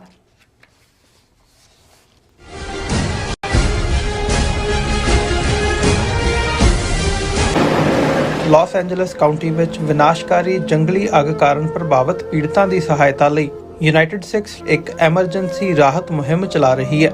ਸ਼ਹਿਰ ਦੇ ਉੱਤਰ ਵਿੱਚ ਸੰਘਣੀ ਆਬਾਦੀ ਵਾਲੇ 40 ਕਿਲੋਮੀਟਰ ਦੇ ਖੇਤਰ ਵਿੱਚ ਲੱਗੀ ਅੱਗ ਕਾਰਨ 12,000 ਤੋਂ ਵੱਧ ਇਮਾਰਤਾਂ ਸੜ ਚੁੱਕੀਆਂ ਹਨ। 1.5 ਲੱਖ ਲੋਕਾਂ ਨੂੰ ਇਲਾਕਾ ਛੱਡਣ ਲਈ ਮਜਬੂਰ ਹੋਣਾ ਪਿਆ ਤੇ ਕਰੀਬ 700 ਤੋਂ ਵੱਧ ਲੋਕਾਂ ਨੂੰ ਸ਼ਰਨਾਰਥੀ ਕੈਂਪਾਂ ਵਿੱਚ ਠਹਿਰਾਇਆ ਗਿਆ। ਮੁਸ਼ਕਲ ਦੀ ਇਸ ਘੜੀ ਵਿੱਚ ਸੇਵਾ ਤੇ ਸਰਬੱਤ ਦੇ ਭਲੇ ਦੇ ਸਿਧਾਂਤ ਤੋਂ ਸੇਧ ਲੈ ਕੇ ਯੂਨਾਈਟਿਡ ਸਿਕਸ ਲੋੜਵੰਦਾਂ ਨੂੰ ਭੋਜਨ, ਸਪਲਾਈ ਅਤੇ ਉਮੀਦ ਪ੍ਰਦਾਨ ਕਰ ਰਹੀ ਹੈ। ਯੂਨਾਈਟਿਡ ਸਿਕਸ ਦੇ ਸੇਵਾ ਕਾਰਜਾਂ ਵਿੱਚ ਹਿੱਸਾ ਪਾਉਣ ਲਈ ਤੁਸੀਂ ਯੂਨਾਈਟਿਡ ਸਿਕਸ ਦੀ ਵੈਬਸਾਈਟ ਤੇ ਜਾ ਕੇ ਡੋਨੇਟ ਕਰ ਸਕਦੇ ਹੋ ਜਾਂ ਇਹਨਾਂ ਨਾਲ ਜੁੜਨ ਲਈ 8558786333 ਤੇ ਸੰਪਰਕ ਕਰ ਸਕਦੇ ਹੋ। ਸਿਗਨੇਚਰ ਟਰੱਕ ਸਰਵਿਸ ਰਾਊਟ 81 ਉੱਤੇ ਐਗਜ਼ਿਟ 235 ਤੇ ਟਰੱਕਰ ਵੀਰਾਂ ਲਈ 24 ਘੰਟੇ ਰੋਡ ਸਰਵਿਸ ਦੀ ਸੁਵਿਧਾ ਮੌਜੂਦ। Heavy duty repair, oil change, ਪੁਰਾਣੇ ਅਤੇ ਨਵੇਂ tyre, computer diagnostic, DPF cleaning, brake service ਜਾਂ ਰਸਤੇ ਵਿੱਚ ਆਈ ਹਰ ਤਰ੍ਹਾਂ ਦੀ ਰਿਪੇਅਰ ਪ੍ਰੋਫੈਸ਼ਨਲ ਟੀਮ ਵੱਲੋਂ ਕੀਤੀ ਜਾਂਦੀ ਹੈ। ਬ੍ਰੇਕਫਾਸਟ, ਲੰਚ ਅਤੇ ਡਿਨਰ ਲਈ ਪੰਜਾਬੀ ਢਾਬੇ ਦਾ ਆਨੰਦ ਵੀ ਮਾਣੋ। ਡਰਾਈਵਰ ਅਤੇ ਟਰੱਕ ਆਪਰੇਟਰ ਵੀਰ ਡਿਸਪੈਚ ਦੀ ਸਰਵਿਸ ਲਈ ਸਾਡੇ ਨਾਲ ਸੰਪਰਕ ਕਰਨ। Signature truck service 58 triangle drive, Weyers Cave, Virginia 24486।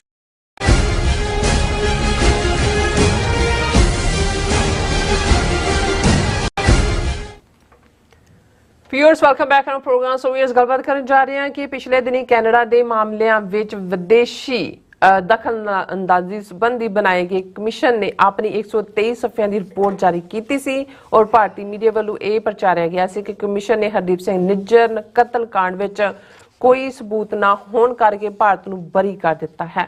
ਅੱਜ ਕੈਨੇਡਾ ਦੇ ਭਾਰਤ ਵਿੱਚ ਹਾਈ ਕਮਿਸ਼ਨਰ ਨੇ ਸਿੱਧੇ ਤੌਰ ਤੇ ਕਿਹਾ ਹੈ ਕਿ ਕਮਿਸ਼ਨ ਦਾ ਦਾਇਰਾਕਾਰ 2019 ਅਤੇ 2021 ਦੀਆਂ ਫੈਡਰਲ ਚੋਣਾਂ ਵਿੱਚ ਵਿਦੇਸ਼ੀ ਦਖਲ-ਅੰਦਾਜ਼ੀ ਦੀ ਪੜਤਾਲ ਕਰਨਾ ਸੀ, ਹਰਦੀਪ ਸਿੰਘ ਨਿੱਜਰ ਦੀ ਇਨਵੈਸਟੀਗੇਸ਼ਨ ਨਹੀਂ। ਸੋ ਭਾਰਤ ਨੂੰ ਨਿੱਜਰ ਦੇ ਕਤਲ ਤੋਂ ਕੋਈ ਬਰੀ ਨਹੀਂ ਕੀਤਾ ਗਿਆ। ਸੋ ਇਸ ਬਾਰੇ ਆਪਾਂ ਗੱਲਬਾਤ ਕਰਨ ਜਾ ਰਹੇ ਹਾਂ। ਸੋ ਅਸੀਂ ਚਾਹਾਂਗੇ ਕਿ ਤੁਸੀਂ ਇਸੇ ਤਰ੍ਹਾਂ ਬਣੇ ਰਹਿਣਾ, ਦੇਖਣ ਸੁਣ ਲਿਆ, ਲਿਖਣ ਲਈ ਤੁਹਾਡਾ ਸਭ ਦਾ ਬਹੁਤ ਸ਼ੁਕਰੀਆ ਜੀ। ਡਾਕਟਰ ਸਾਹਿਬ ਕੀ ਕਹਿਣਾ ਚਾਹੋਗੇ? ਦੇਖੋ, ਸਰ ਕਪੂਰ ਸਿੰਘ ਬਹੁਤ ਵੱਡੇ ਫਿਲਾਸਫਰ ਹੋਏ ਨੇ 20ਵੀਂ ਸਦੀ 'ਚ ਸਿੱਖਾਂ ਦੇ। ਮੈਂ ਅਕਸਰ ਇਹ ਕਹਿੰਦਾ ਕਿ ਭਾਈ ਗੁਰਦਾਸ ਜੀ ਤੋਂ ਬਾਅਦ ਸਿੱਖ ਇਤਿਹਾਸ 'ਚ ਜੇ ਗੁਰਮਤ ਫਲਸਫਾ ਔਰ ਸਿਧਾਂਤ ਦੀ ਕੋਈ ਇੰਟਰਪ੍ਰੀਟੇਸ਼ਨ ਕਰ ਸਕਿਆ ਤੇ ਸਰ ਕਪੂਰ ਸਿੰਘ ਉਹਨਾਂ ਨੇ ਕੀਤੀ। ਇੱਕ ਵਾਕਿਆ ਉਹਨਾਂ ਦੇ ਮੂੰਹੋਂ ਮੈਂ ਸੁਣਿਆ, ਉਹ ਕਿਉਂਕਿ ਜਦੋਂ ਅਸੀਂ ਸ਼ੰਕਰਾਚਾਰਿਆ ਦਾ ਜ਼ਿਕਰ ਕਰਦੇ ਹਾਂ ਤੇ ਉਸ ਦਾ ਹੀ ਇਹ ਵੈਪਨ ਸੀ कि पहले शास्त्र से मारो, अगर बच जाए फिर शस्त्र से मारो।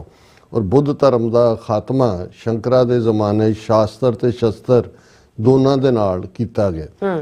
शास्त्र का अंदाज उदा ये सी कि भी वो चैलेंज करता सी कि भी आओ डिबेट करो, क्योंकि खुद भी स्कॉलर सी और फिर इस तरीके नाल उन्हां नूं डिफीट करके वो अगे वधदा सी। लेकिन वो यकीनी बनाया जाता सी कि जिस डिबेट या दूजे च उन्हें जाना है, खास तौर पर जिस सर कपूर सिंह ने जिस डिबेट का जिक्र किया कि भाई उन्होंने जदों काठमंडू दे विच ये गया और उत्थे भी बड़े स्कॉलर आए हुए सी और उत्थे ये बिल्कुल लाजवाब हो गया शंकरा उन्होंने बुद्ध दे तिब्बत तो और दूसरे जिहड़े वड्डे वड्डे स्कॉलर दे सामने। उन्होंने कहा भी अपनी भीड़ उन्होंने इन्नी इकट्ठी की हुई सी इन्होंने हिंदुआ ने कि भी इहदे बावजूद कि भी बिल्कुल वो निरुत्तर होया, क्योंकि हुंदा तां यही सी कि भी तुसी कोट करो, तुसी करो, अपने शास्त्र नूं कर रहे हो। तो उन्हें कहा भी ज्यों ही वो डिफीट हो गए, निरुत्तर होया, तो जिहड़े इन्हां दे इकट्ठी कीती भीड़ सी उन्होंने रौला पाना शुरू किया कि आचार्य जी जीत गए, आचार्य जी जीत गए, और नारे लाने शुरू करते और दूजे तीजे उन्होंने ड्राउन कर दिता उन्होंने आवाज़ नूं कि एज इफ ये जेतू ने। सो वो ये बयानदियां कहंदा सी कि ये इन्हां दा करैक्टर है और झूठ नूं किवें सच बनाउणा है वो तुसीं महाभारत दे विच जिन्हों गाइड कृष्ण जी कर रहे हैं उन्हां दे रथवान ने वो किवें टैक्नीकैलिटी दसदे ने भी तुसीं किवें झूठ दे नाल जित सकदे हो, वो अपने आप दे विच एक वड्डा सबूत है जी। 123 सफ़ियां दी फॉरेन इंटरफेरेंस कमीशन दी जस्टिस होग दी अगवाई च रिपोर्ट क्लीयर मैंडेट उदा कि 2019-2021 दियां इलैक्शनस दे विच फैडरल इलैक्शनस दे विच फॉरेन दखलअंदाजी किन्हां दी हुई। उहदे च रिपोर्ट च चीन नूं नंबर 1 मुल्क दखलअंदाजी करने वाला और रशिया नूं नंबर 2, बाकी भी ईरान और दूजियां तीजियां दा जिक्र है। भारत हालां उहदे च कोई हरदीप सिंह निज्जर दी कोई इन्वेस्टिगेशन वाला तो कोई कमीशन नहीं बनया है, वो तो ऑलरेडी अदालत दे विच केस है उन्होंने करना। इहदे बावजूद जस्टिस होग ने उन्होंने रैफरेंस करके कहा भी ये मेरा मैंडेट नहीं है ट्रांसनैशनल रिप्रैशन जाना, असी सिर्फ उहदी स्किन नूं थोड़ा जिहा खुरचिया लेकिन ये जिहड़ा है ये साडा परव्यू नहीं। हुण तुसी देखो कि भी इंडिया सीधे तौर पे और इन्नी स्ट्रोंग उहदे च जिहड़ी है इंडिया ने की कीता, कित्थे कित्थे कीता, फिर कल्ला यही ने भी इंटरफेरेंस कीता जां प्रॉक्सीज़ नूं इस्तेमाल करके पैसा और दूजा दिता है, डिसइनफॉर्मेशन कैंपेन किवें शुरू कीता है, जिहड़े प्रो इंडिया सी उन्हां नूं उभारिया, दूसरियां नूं नेगेट कीता और ईवन जिहड़ी टैक्नीकल हैकिंग और उस सारे दे विच भी उन्होंने जिहड़ा वो अपना की दखलअंदाजी की। हुण जे तां कोई भी इंपॉर्टेंट लैवल दे उत्ते जां थोड़ी भी फेयर रिपोर्टिंग कोई करदा है तो वो जरूर इस नूं ये कहंदा है कि भी इंडिया नूं तां सीधे तौर ते इंडाइक्ट किया गया और ये रिपोर्ट तो पहला RCMP, सीसस, कैनेडियन पॉलिटिशियन सने प्राइम मिनिस्टर दे वो सारे चों 18 महीने दी सितंबर 2023 ਦੇ ਵਿੱਚ ਇਨਕੁਆਇਰੀ ਕਮਿਸ਼ਨ ਬਣਾਇਆ ਜਾਂਦਾ ਔਰ ਉਹਦੀ ਰਿਪੋਰਟ ਇਹ ਸਾਹਮਣੇ ਆਂਦੀ। ਅੱਛਾ, ਲੇਕਿਨ ਤੁਸੀਂ ਪਿਛਲੇ 48 ਘੰਟੇ ਦੇ ਵਿੱਚ ਅਸੀਂ ਕੱਲ ਵੀ ਜ਼ਿਕਰ ਕੀਤਾ ਸੀ ਕਿ ਵੀ ਉਹਨਾਂ ਨੇ ਇਵੇਂ ਬਣਾਇਆ ਕਿ ਜਿਵੇਂ ਕੈਨੇਡਾ ਨੇ, ਅਸੀਂ ਤਾਂ ਜਾਗਰਣ ਤਾਂ ਦੂਜਿਆਂ ਦਾ ਜ਼ਿਕਰ ਕੀਤਾ ਸੀ ਜੀ, ਉਹਨਾਂ ਨੇ ਕਿਹਾ ਕਿ ਜੀ ਕੈਨੇਡਾ ਨੇ ਮੰਨ ਲਿਆ ਕਿ ਵੀ ਜੀ ਇੱਥੋਂ ਜਿਹੜੇ ਨੇ ਉਹ ਇੰਡੀਆ ਦੇ ਵਿੱਚ ਇੰਟਰਫੇਰੈਂਸ ਹੋ ਰਹੀ ਹੈ। ਔਰ ਦੂਸਰਾ ਹੁਣ ਈਵਨ ਇਸ ਲੈਵਲ ਦੇ ਹੁਣ ਬਰਖਾ ਦੱਤ ਵਰਗੀ ਉਹ ਬਿਲਕੁਲ, ਹੁਣ ਮੈਂ ਕੀ ਲਫ਼ਜ਼ ਕਹਾਂ, ਪੰਜਾਬਣ ਆਪਣੇ ਆਪ ਨੂੰ ਉਹ ਕਹਿੰਦੇ ਹੈ, ਪਰ ਕਿਸ ਕਿਸਮ ਦੀ ਨਫ਼ਰਤ ਔਰ ਜ਼ਹਿਰ ਸਿੱਖਾਂ ਬਾਰੇ ਭਰਿਆ ਹੋਇਆ। ਉਹਨੇ ਵੀ ਟਵੀਟ ਕੀਤਾ ਕਿ ਲਓ ਜੀ ਹੁਣ ਤਾਂ ਕੈਨੇਡੀਅਨ ਇਨਕੁਆਇਰੀ ਕਮਿਸ਼ਨ ਨੇ ਵੀ ਮੰਨ ਲਿਆ ਕਿ ਕੈਨੇਡਾ ਵਾਲੇ ਜਿਹੜੇ ਨੇ ਉਹ ਭਾਰਤ ਦੇ ਮਾਮਲਿਆਂ 'ਚ ਦਖਲਅੰਦਾਜ਼ੀ ਕਰਦੇ ਨੇ। ਔਰ ਦੂਜਾ, ਔਰ ਨਾਲ ਦੀ ਨਾਲ ਦੂਜੀ ਸਟੋਰੀ ਉਹਨਾਂ ਨੇ ਇਹ ਚਲਾ ਦਿੱਤੀ ਕਿ ਜੀ ਕਮਿਸ਼ਨ ਨੇ ਕਿਹਾ ਵੀ ਇਹ ਬਿਲਕੁਲ ਟਰੂਡੋ ਨੇ ਝੂਠ ਬੋਲਿਆ ਸੀ ਔਰ ਹਰਦੀਪ ਸਿੰਘ ਨਿੱਜਰ ਦੇ ਕਤਲ ਦੇ ਮਾਮਲੇ ਦੇ ਵਿੱਚ ਇੰਡੀਆ ਦਾ ਕੋਈ ਲਾਗਾ ਦੇਗਾ ਨਹੀਂ ਹੈ, ਕੋਈ ਐਵੀਡੈਂਸ ਨਹੀਂ ਹੈ, ਇਸ ਲਈ ਇਹ ਇੱਕ ਲਾਈ ਸੀ। ਹੁਣ ਇਹ ਦੋਨੋਂ ਹੀ ਬਲੈਟੈਂਟ ਲਾਈ। ਚਲੋ ਘੱਟੋ ਘੱਟ ਇਹ ਜਿਹੜਾ ਦਾ ਹਿੰਦੂ ਮੈਂ ਇਸ ਲਈ ਪੜ੍ਹਦਾ ਵੀ ਹਾਂ, ਇਹਨੂੰ ਕੋਟ ਵੀ ਕਰਦਾ, ਔਰ ਇਹਦੀ ਜਿਹੜੀ ਫੋਰਨ ਰਿਪੋਰਟਰ ਹੈ ਸੁਹਾਸਨੀ ਹੈਦਰ, ਸੁਬਰਾਮਨਿਅਮ ਸਵਾਮੀ ਦੀ ਧੀ ਹੈ, ਮੁਸਲਮਾਨ ਨਾਲ ਵਿਆਹੀ ਹੋਈ। ਹਾਲਾਂ सुब्रमण्यम स्वामी कहेगा जी मेरा सन इन लॉ एक मुस्लिम नेम वाला है, लेकिन वो मानता नहीं है किसी को, वो जस्टिफाई करता है। चलो वो एक वक्री कहानी। उन्हें डायरेक्टली अज स्टोरी की सुहासनी हैदर ने, उन्हें जड़ा कैनेडा का हाई कमिश्नर है दिल्ली दे विच, उहदे नाल गलबात की। उन्हें कहा बिल्कुल ब्लैटेंट लाई, तुहाडा मीडिया बकवास कर रहा है। और इसकी हेडलाइन हिंदू ने ही लाई है, Canada says its inquiry commission did not acquit India on links to Niger killing। कि निजर दे कतल दे मामले च भारत नूं कोई बरी नहीं कीता है उस कमीशन ने। Confusion over wording of the Mary Jose Hawk Commission report on foreign political interference leads to clarification। कि भी जड़ा confusion पैदा किया गया उहदी वजह करके ही इहनूं कीता है। और उहदे च उहने क्या कि Canada on Thursday rejected a news report which claimed that an inquiry commission had found no foreign link in the killing of Khalistani activist Harjeet Singh Nijjar, calling the report incorrect।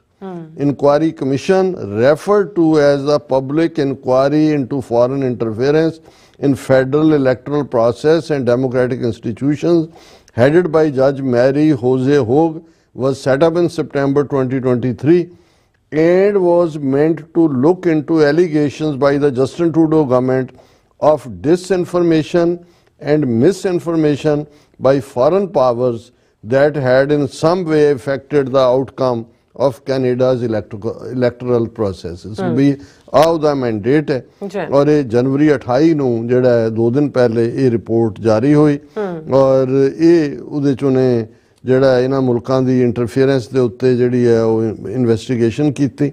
ਔਰ ਉਹਦੇ 'ਚ ਉਹਨਾਂ ਨੇ Indian government, Indian diplomats ਨੂੰ, proxy agents, ਉਹਨਾਂ ਨੂੰ blame ਦਿੱਤਾ ਕਿ ਉਹ ਸਪਰੈਡ ਕਰਦੇ ਨੇ ਡਿਸਇਨਫੋਰਮੇਸ਼ਨ ਔਰ ਕੈਨੇਡੀਅਨ ਪੋਲੀਟੀਸ਼ੀਅਨਸ ਨੂੰ ਫੰਡ ਕਰਦੇ ਨੇ। ਰਿਪੋਰਟ ਦੇ ਵਿੱਚ ਇਹ ਕਿਹਾ ਗਿਆ ਕਿ ਭਾਈ ਇੰਡੀਆ ਨੇ ਕਲੈਂਡੈਸਟਨਲੀ ਲੁਕਵੇਂ ਢੰਗ ਦੇ ਨਾਲ ਫਾਈਨੈਂਸ਼ੀਅਲ ਸਪੋਰਟ ਕੈਂਡੀਡੇਟਸ ਦੀ ਕੀਤੀ ਹੈ ਵਿਸੋ ਇਲੈਕਸ਼ਨ 'ਚ। ਔਰ ਇਹ ਜਿਹੜਾ ਇਸ ਦੇ ਉੱਤੇ ਪੇਜ 6 ਜਿਹੜਾ ਰਿਪੋਰਟ ਦਾ ਉਹਦੇ 'ਚ ਹੋਗ ਨੇ ਇਹ ਕਿਹਾ ਕਿ ਵੀ ਇਹ ਜਿਹੜਾ ਪਾਰਟ ਹੈ disinformation is also used as a retaliatory tactic to punish decisions that run contrary to states interest। कि किवें इंडिया डिसइनफॉर्मेशन ਨੂੰ ਵੀ ਯੂਜ਼ ਕਰਦਾ ਹੈ। ਔਰ ਉਹਦੇ 'ਚ ਉਹਨਾਂ ਨੇ ਇਹ ਸਾਰੇ ਨੂੰ ਅੱਗੇ ਤੋਰਦਿਆਂ ਕਿਹਾ ਕਿ ਵੀ ਇਹ ਜਿਹੜਾ ਹੁਣ ਇੰਡੀਆ ਨੇ ਇਸ ਦੇ ਉੱਤੇ ਲਿਆ ਕਿ no definitive link to a foreign state, ਕਿ ਜੀ ਉਹ ਰਿਪੋਰਟ 'ਚ ਕਹਿ ਦਿੱਤਾ ਉਹਨਾਂ ਨੇ। ਹੁਣ ਇਸ ਦੇ ਉੱਤੇ ਜਦੋਂ ਇਹਨੇ ਬੀਬੀ ਨੇ ਉਹਨਾਂ ਦੇ ਹਾਈ ਕਮਿਸ਼ਨਰ ਨੂੰ ਕਮਿਊਨੀਕੇਟ ਕੀਤਾ ਤਾਂ ਉਹਦੇ 'ਚ ਉਹਨੇ ਕਿਹਾ ਕਿ ਵੀ ਇਹ ਜਿਹੜਾ ਕਮਿਸ਼ਨ ਸੀ ਇਹ ਕੋਈ ਹਰਦੀਪ ਸਿੰਘ ਨਿੱਜਰ ਦੇ ਜਿਹੜਾ ਹਰਜੀਤ ਸਿੰਘ ਨਿੱਜਰ ਦੇ ਮਰਡਰ ਦੀ ਇਨਵੈਸਟੀਗੇਸ਼ਨ ਲਈ ਨਹੀਂ ਸੀ। ਇੱਕ ਸਿੰਪਲ ਸਟੇਟਮੈਂਟ ਹੈ ਉਹ ਜਿਹੜੀ ਰਿਫਲੈਕਟ, ਕਿਉਂਕਿ ਅਦਾਲਤਾਂ ਨੇ ਡਿਸਾਈਡ ਕਰਨਾ ਹੈ, ਅਦਾਲਤ ਦੇ ਸਾਹਮਣੇ ਕੇਸ ਆ ਉਹਨਾਂ ਦਾ। ਇਹ ਕੈਨੇਡੀਅਨ ਹਾਈ ਕਮਿਸ਼ਨ ਨੇ ਸਟੇਟਮੈਂਟ ਜਿਹੜੀ ਉਹਨਾਂ ਨੇ ਹਿੰਦੂ ਨੂੰ ਦਿੱਤੀ, ਉਹਦੇ 'ਚ ਇਹਨਾਂ ਨੇ ਕਿਹਾ ਕਿ ਵੀ ਇਹ ਜਿਹੜਾ ਇਸ ਨੂੰ ਪ੍ਰੈਸ ਟਰਸਟ ਆਫ ਇੰਡੀਆ ਨੇ ਵੀ ਮੈਨੀਪੂਲੇਟ ਕਰਕੇ ਗਲਤ ਦਿੱਤਾ। ਉਹਨੇ ਕਿਹਾ ਜੀ PTI ਦੀ ਸਟੋਰੀ ਹਿੰਦੂ ਆਨਲਾਈਨ ਸੈਕਸ਼ਨ 'ਚ ਵੀ ਲੱਗੀ ਔਰ ਜਦੋਂ ਅਸੀਂ ਪੂਰੀ ਰਿਪੋਰਟ ਪੜ੍ਹਦੇ ਹਾਂ ਤਾਂ ਉਸ 'ਚੋਂ ਸਾਨੂੰ ਸਾਹਮਣੇ ਆਉਂਦਾ ਹੈ ਕਿ ਵੀ ਉਹਨਾਂ ਨੇ ਰਿਪੋਰਟ 'ਚ ਕਲੀਅਰਲੀ ਕਿਹਾ ਕਿ ਇੰਡੀਆ ਦੂਸਰਾ ਉਹ ਮੁਲਕ ਹੈ ਜਿਹੜਾ ਇਲੈਕਟਰਲ ਫੋਰਨ ਇੰਟਰਫੇਰੈਂਸ ਕੈਨੇਡਾ 'ਚ ਇਨਵੋਲਵ ਹੈ। ਹੋਕ ਕਮਿਸ਼ਨ ਦੀ ਰਿਪੋਰਟ ਹੈ। ਔਰ ਫਿਰ ਉਹਨਾਂ ਨੇ ਪੇਜ 40 ਦੇ ਉੱਤੇ ਕਿਹਾ ਕਿ ਵੀ ਇਹ ਜਿਹੜਾ ਇੰਡੀਆ ਦੀ ਪਰਸੈਪਸ਼ਨ ਹੈ ਕਿ ਕੈਨੇਡਾ ਜਿਹੜਾ ਹੈ ਉਹ ਨੈਸ਼ਨਲ ਸਿਕਿਉਰਿਟੀ ਕੰਸਰਨ, ਖਾਲਿਸਤਾਨੀ ਸੈਪਰੇਟਿਜ਼ਮ ਔਰ ਦੂਸਰੇ ਨੂੰ ਕਰ ਰਿਹਾ, ਇਹ ਜਿਹੜਾ ਇੰਡੀਆ ਨੂੰ ਇਸ ਦੇ ਲਈ ਦੋਸ਼ੀ ਮੰਨਿਆ ਗਿਆ। India focuses its foreign interference activities on the Indo-Canadian Community and on prominent non-Indo-Canadians to achieve its objectives। ਔਰ ਇਹ ਹੁਣ ਹਾਈ ਕਮਿਸ਼ਨਰ ਨੇ ਅਗੇਨ ਇਹਨਾਂ ਨੂੰ ਕਿਹਾ, ਔਰ ਇਹ ਹੈਡਲਾਈਨ ਹੀ ਇਹਨਾਂ ਦੀ ਇਹ ਦੱਸਦੀ ਹੈ, Canada says its inquiry commission did not acquit India on links to Niger killing।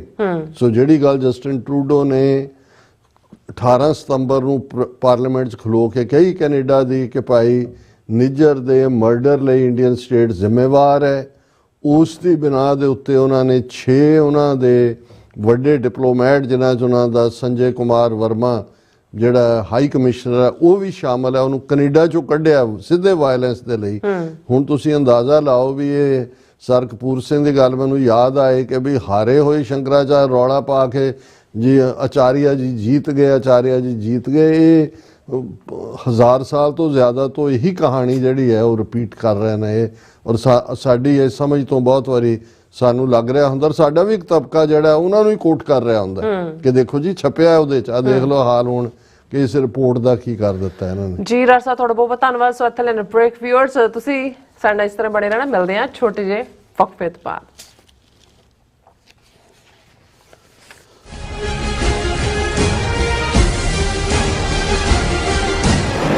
Las Angeles County ਵਿੱਚ ਵਿਨਾਸ਼ਕਾਰੀ ਜੰਗਲੀ ਅੱਗ ਕਾਰਨ ਪ੍ਰਭਾਵਿਤ ਪੀੜਤਾਂ ਦੀ ਸਹਾਇਤਾ ਲਈ ਯੂਨਾਈਟਿਡ ਸਿਕਸ ਇੱਕ ਐਮਰਜੈਂਸੀ ਰਾਹਤ ਮੁਹਿੰਮ ਚਲਾ ਰਹੀ ਹੈ। ਸ਼ਹਿਰ ਦੇ ਉੱਤਰ ਵਿੱਚ ਸੰਘਣੀ ਆਬਾਦੀ ਵਾਲੇ 40 ਕਿਲੋਮੀਟਰ ਦੇ ਖੇਤਰ ਵਿੱਚ ਲੱਗੀ ਅੱਗ ਕਾਰਨ 12,000 ਤੋਂ ਵੱਧ ਇਮਾਰਤਾਂ ਸੜ ਚੁੱਕੀਆਂ ਹਨ।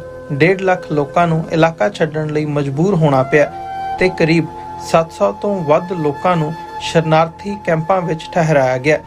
ਮੁਸ਼ਕਲ ਦੀ ਇਸ ਘੜੀ ਵਿੱਚ ਸੇਵਾ ਤੇ ਸਰਬੱਤ ਦੇ ਭਲੇ ਦੇ ਸਿਧਾਂਤ ਤੋਂ ਸੇਧ ਲੈ ਕੇ ਯੂਨਾਈਟਿਡ ਸਿਕਸ ਲੋੜਵੰਦਾਂ ਨੂੰ ਭੋਜਨ, ਸਪਲਾਈ ਅਤੇ ਉਮੀਦ ਪ੍ਰਦਾਨ ਕਰ ਰਹੀ ਹੈ। ਯੂਨਾਈਟਿਡ ਸਿਕਸ ਦੇ ਸੇਵਾ ਕਾਰਜਾਂ ਵਿੱਚ ਹਿੱਸਾ ਪਾਉਣ ਲਈ ਤੁਸੀਂ ਯੂਨਾਈਟਿਡ ਸਿਕਸ ਦੀ ਵੈਬਸਾਈਟ ਤੇ ਜਾ ਕੇ ਡੋਨੇਟ ਕਰ ਸਕਦੇ ਹੋ ਜਾਂ ਇਹਨਾਂ ਨਾਲ ਜੁੜਨ ਲਈ 8558786333 ਤੇ ਸੰਪਰਕ ਕਰ ਸਕਦੇ ਹੋ। ਕੀ ਤੁਹਾਨੂੰ 30, 40 ਜਾਂ 50 ਦਿਨ ਵੇਟ ਕਰਨੀ ਪੈ ਰਹੀ ਹੈ ਤੁਹਾਡੇ ਚੈੱਕ ਲਈ? ਫਿਰ ਬ੍ਰੋਕਰਾਂ ਪਿੱਛੇ ਭੱਜਦੇ ਫਿਰਦੇ ਹੋ ਪੈਸੇ ਲਈ, ਬਹੁਤ ਜ਼ਿਆਦਾ ਟਾਈਮ ਵੇਸਟ ਹੋ ਜਾਂਦਾ ਇੱਦਾਂ ਤਾਂ। ਜੇ ਤੁਸੀਂ ਅੱਜ ਹੀ ਪੈਸੇ ਲੈਣੇ ਤਾਂ ਬੌਬਟੇਲ ਨੂੰ ਕਾਲ ਕਰੋ। ਬੌਬਟੇਲ ਤੁਹਾਡੀਆਂ ਇਨਵੋਇਸਿਸ ਸੇਮ ਡੇ ਫੰਡ ਕਰ ਸਕਦੇ ਹਨ for a small fee, no contract, no reserve and no hidden fees। ਅੱਜ ਹੀ ਕਾਲ ਕਰੋ ਬੌਬਟੇਲ ਨੂੰ ਤੇ ਤੁਹਾਡਾ ਪਹਿਲਾ ਮਹੀਨਾ free. 410 204 2084 again 410 204 2084।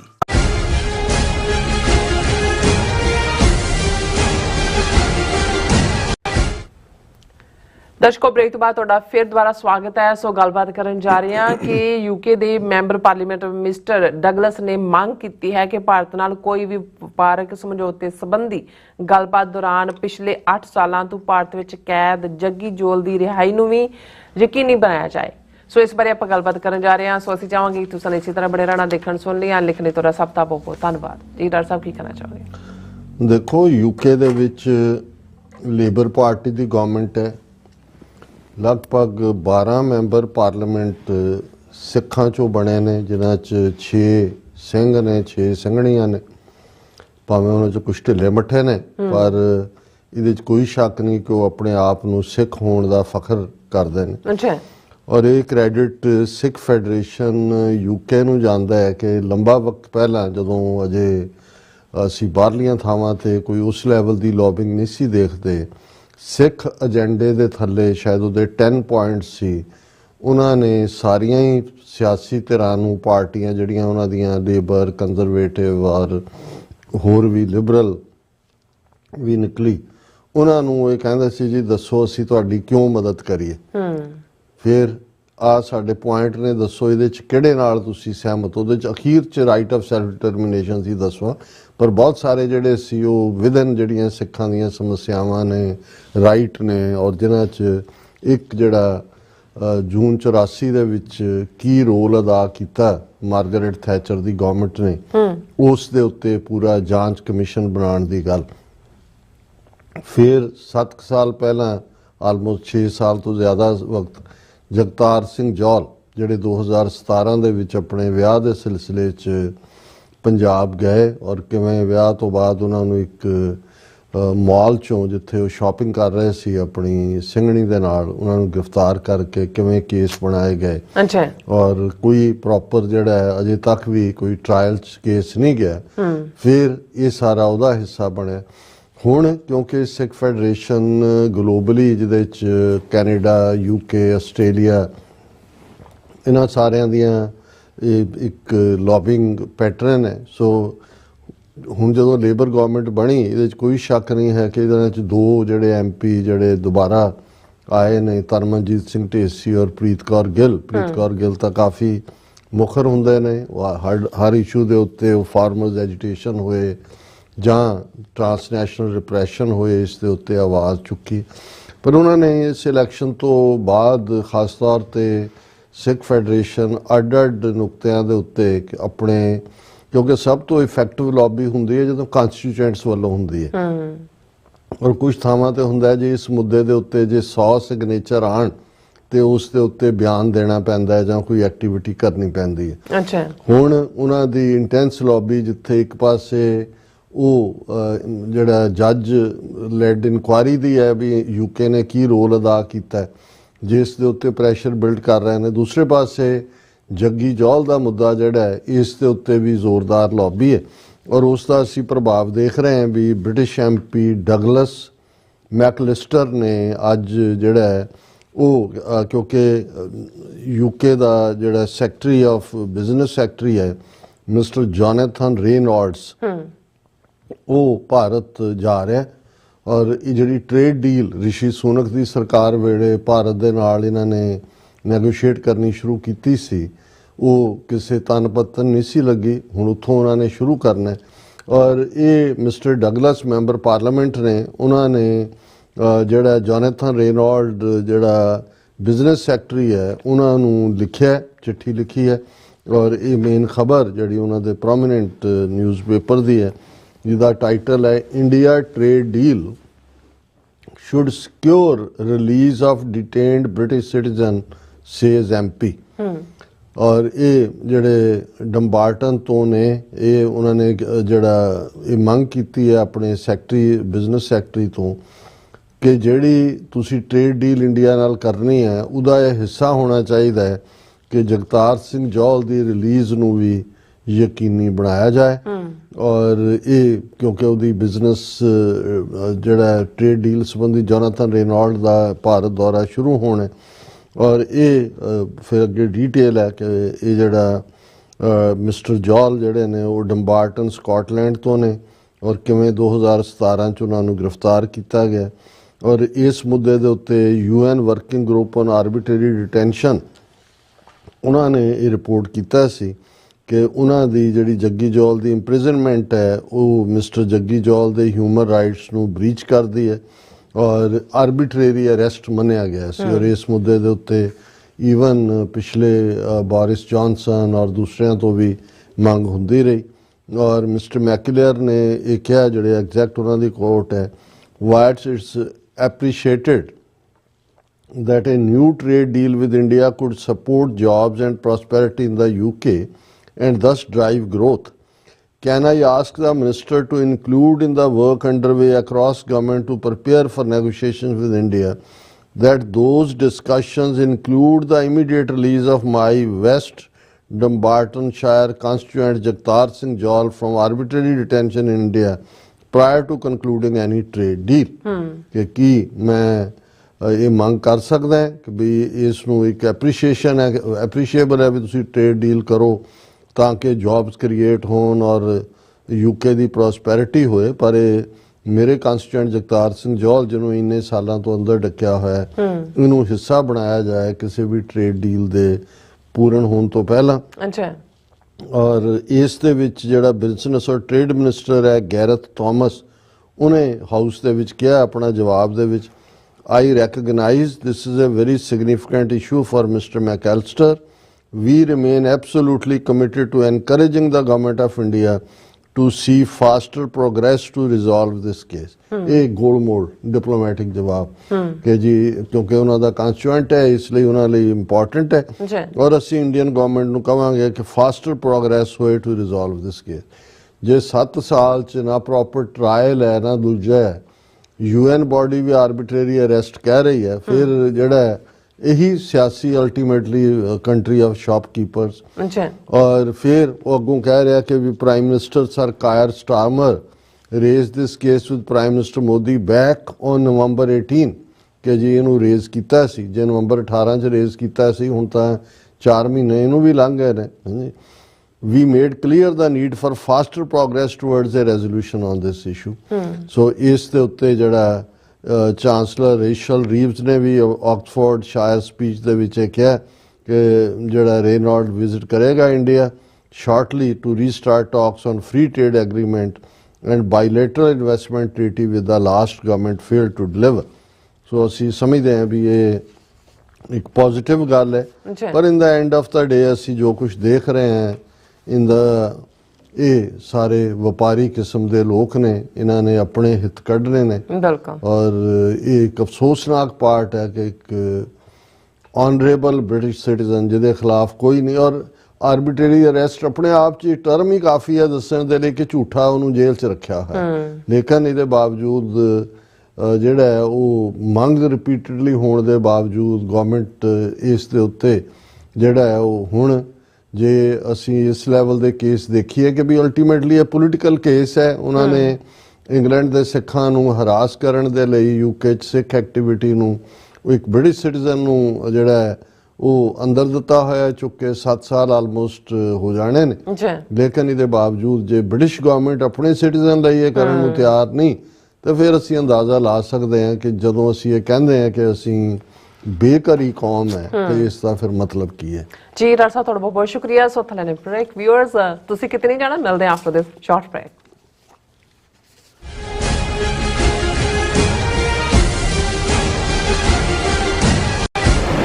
Las Angeles County ਵਿੱਚ ਵਿਨਾਸ਼ਕਾਰੀ ਜੰਗਲੀ ਅੱਗ ਕਾਰਨ ਪ੍ਰਭਾਵਿਤ ਪੀੜਤਾਂ ਦੀ ਸਹਾਇਤਾ ਲਈ ਯੂਨਾਈਟਿਡ ਸਿਕਸ ਇੱਕ ਐਮਰਜੈਂਸੀ ਰਾਹਤ ਮੁਹਿੰਮ ਚਲਾ ਰਹੀ ਹੈ। ਸ਼ਹਿਰ ਦੇ ਉੱਤਰ ਵਿੱਚ ਸੰਘਣੀ ਆਬਾਦੀ ਵਾਲੇ 40 ਕਿਲੋਮੀਟਰ ਦੇ ਖੇਤਰ ਵਿੱਚ ਲੱਗੀ ਅੱਗ ਕਾਰਨ 12,000 ਤੋਂ ਵੱਧ ਇਮਾਰਤਾਂ ਸੜ ਚੁੱਕੀਆਂ ਹਨ। 1.5 ਲੱਖ ਲੋਕਾਂ ਨੂੰ ਇਲਾਕਾ ਛੱਡਣ ਲਈ ਮਜਬੂਰ ਹੋਣਾ ਪਿਆ ਤੇ ਕਰੀਬ 700 ਤੋਂ ਵੱਧ ਲੋਕਾਂ ਨੂੰ ਸ਼ਰਨਾਰਥੀ ਕੈਂਪਾਂ ਵਿੱਚ ਠਹਿਰਾਇਆ ਗਿਆ।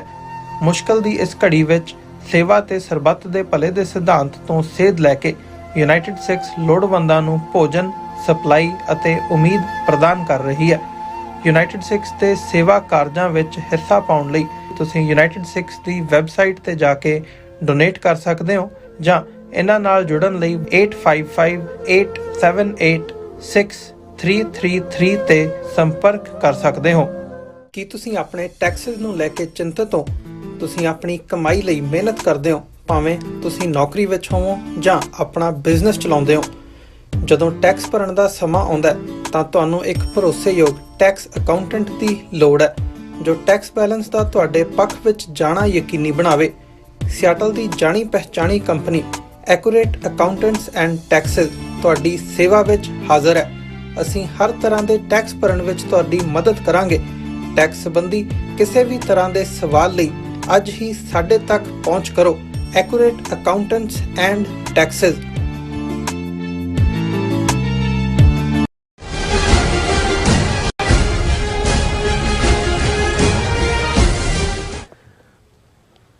Viewers welcome back to program. So viewers ਅਖੀਰਲੇ ਸੈਗਮੈਂਟ ਵਿੱਚ ਆਪਾਂ ਗੱਲਬਾਤ ਕਰਨ ਜਾ ਰਹੇ ਹਾਂ ਕਿ ਦਿੱਲੀ ਵਿਧਾਨ ਸਭਾ ਦੀਆਂ ਚੋਣਾਂ ਦੌਰਾਨ ਸਭ ਸਿਆਸੀ ਧਿਰਾਂ ਵੱਲੋਂ ਬਿਆਨਬਾਜ਼ੀਆਂ ਜਾਰੀ ਹਨ। ਕਾਂਗਰਸੀ ਨੇਤਾ ਰਾਹੁਲ ਗਾਂਧੀ ਨੇ ਕੇਜਰੀਵਾਲ ਸੰਬੰਧੀ ਕਿਹਾ ਹੈ ਕਿ ਕੇਜਰੀਵਾਲ ਝੂਠ ਤਾਂ ਮੋਦੀ ਵਾਂਗ ਹੀ ਬੋਲਦਾ ਹੈ ਪਰ ਉਹ ਉਸ ਨਾਲੋਂ ਜ਼ਿਆਦਾ ਚਲਾਕ ਹੈ। ਸੋ ਇਸ ਬਾਰੇ ਆਪਾਂ ਗੱਲਬਾਤ ਕਰਨ ਜਾ ਰਹੇ ਹਾਂ ਔਰ ਨਾਲ ਜਿਹੜੇ ਤੁਹਾਡੇ ਲਾਈਵ ਮੈਸੇਜ ਨੇ ਉਹ ਵੀ ਆਪਾਂ ਸ਼ੇਅਰ ਕਰਨ ਜਾ ਰਹੇ ਹਾਂ। ਸੋ ਅਸੀਂ ਚਾਹਾਂਗੇ ਕਿ ਤੁਸੀਂ ਇਸੇ ਤਰ੍ਹਾਂ ਬੜੇ ਰਹਿਣਾ। ਦੇਖਣ ਸੁਣ ਲਈ ਲਿਖਣ ਲਈ ਤੁਹਾਡਾ ਸਭ ਦਾ ਬਹੁਤ ਬਹੁਤ ਧੰਨਵਾਦ। ਜੀ ਡਾਕਟਰ ਸਾਹਿਬ ਕੀ ਵਿਚਾਰਾਂ ਨੇ?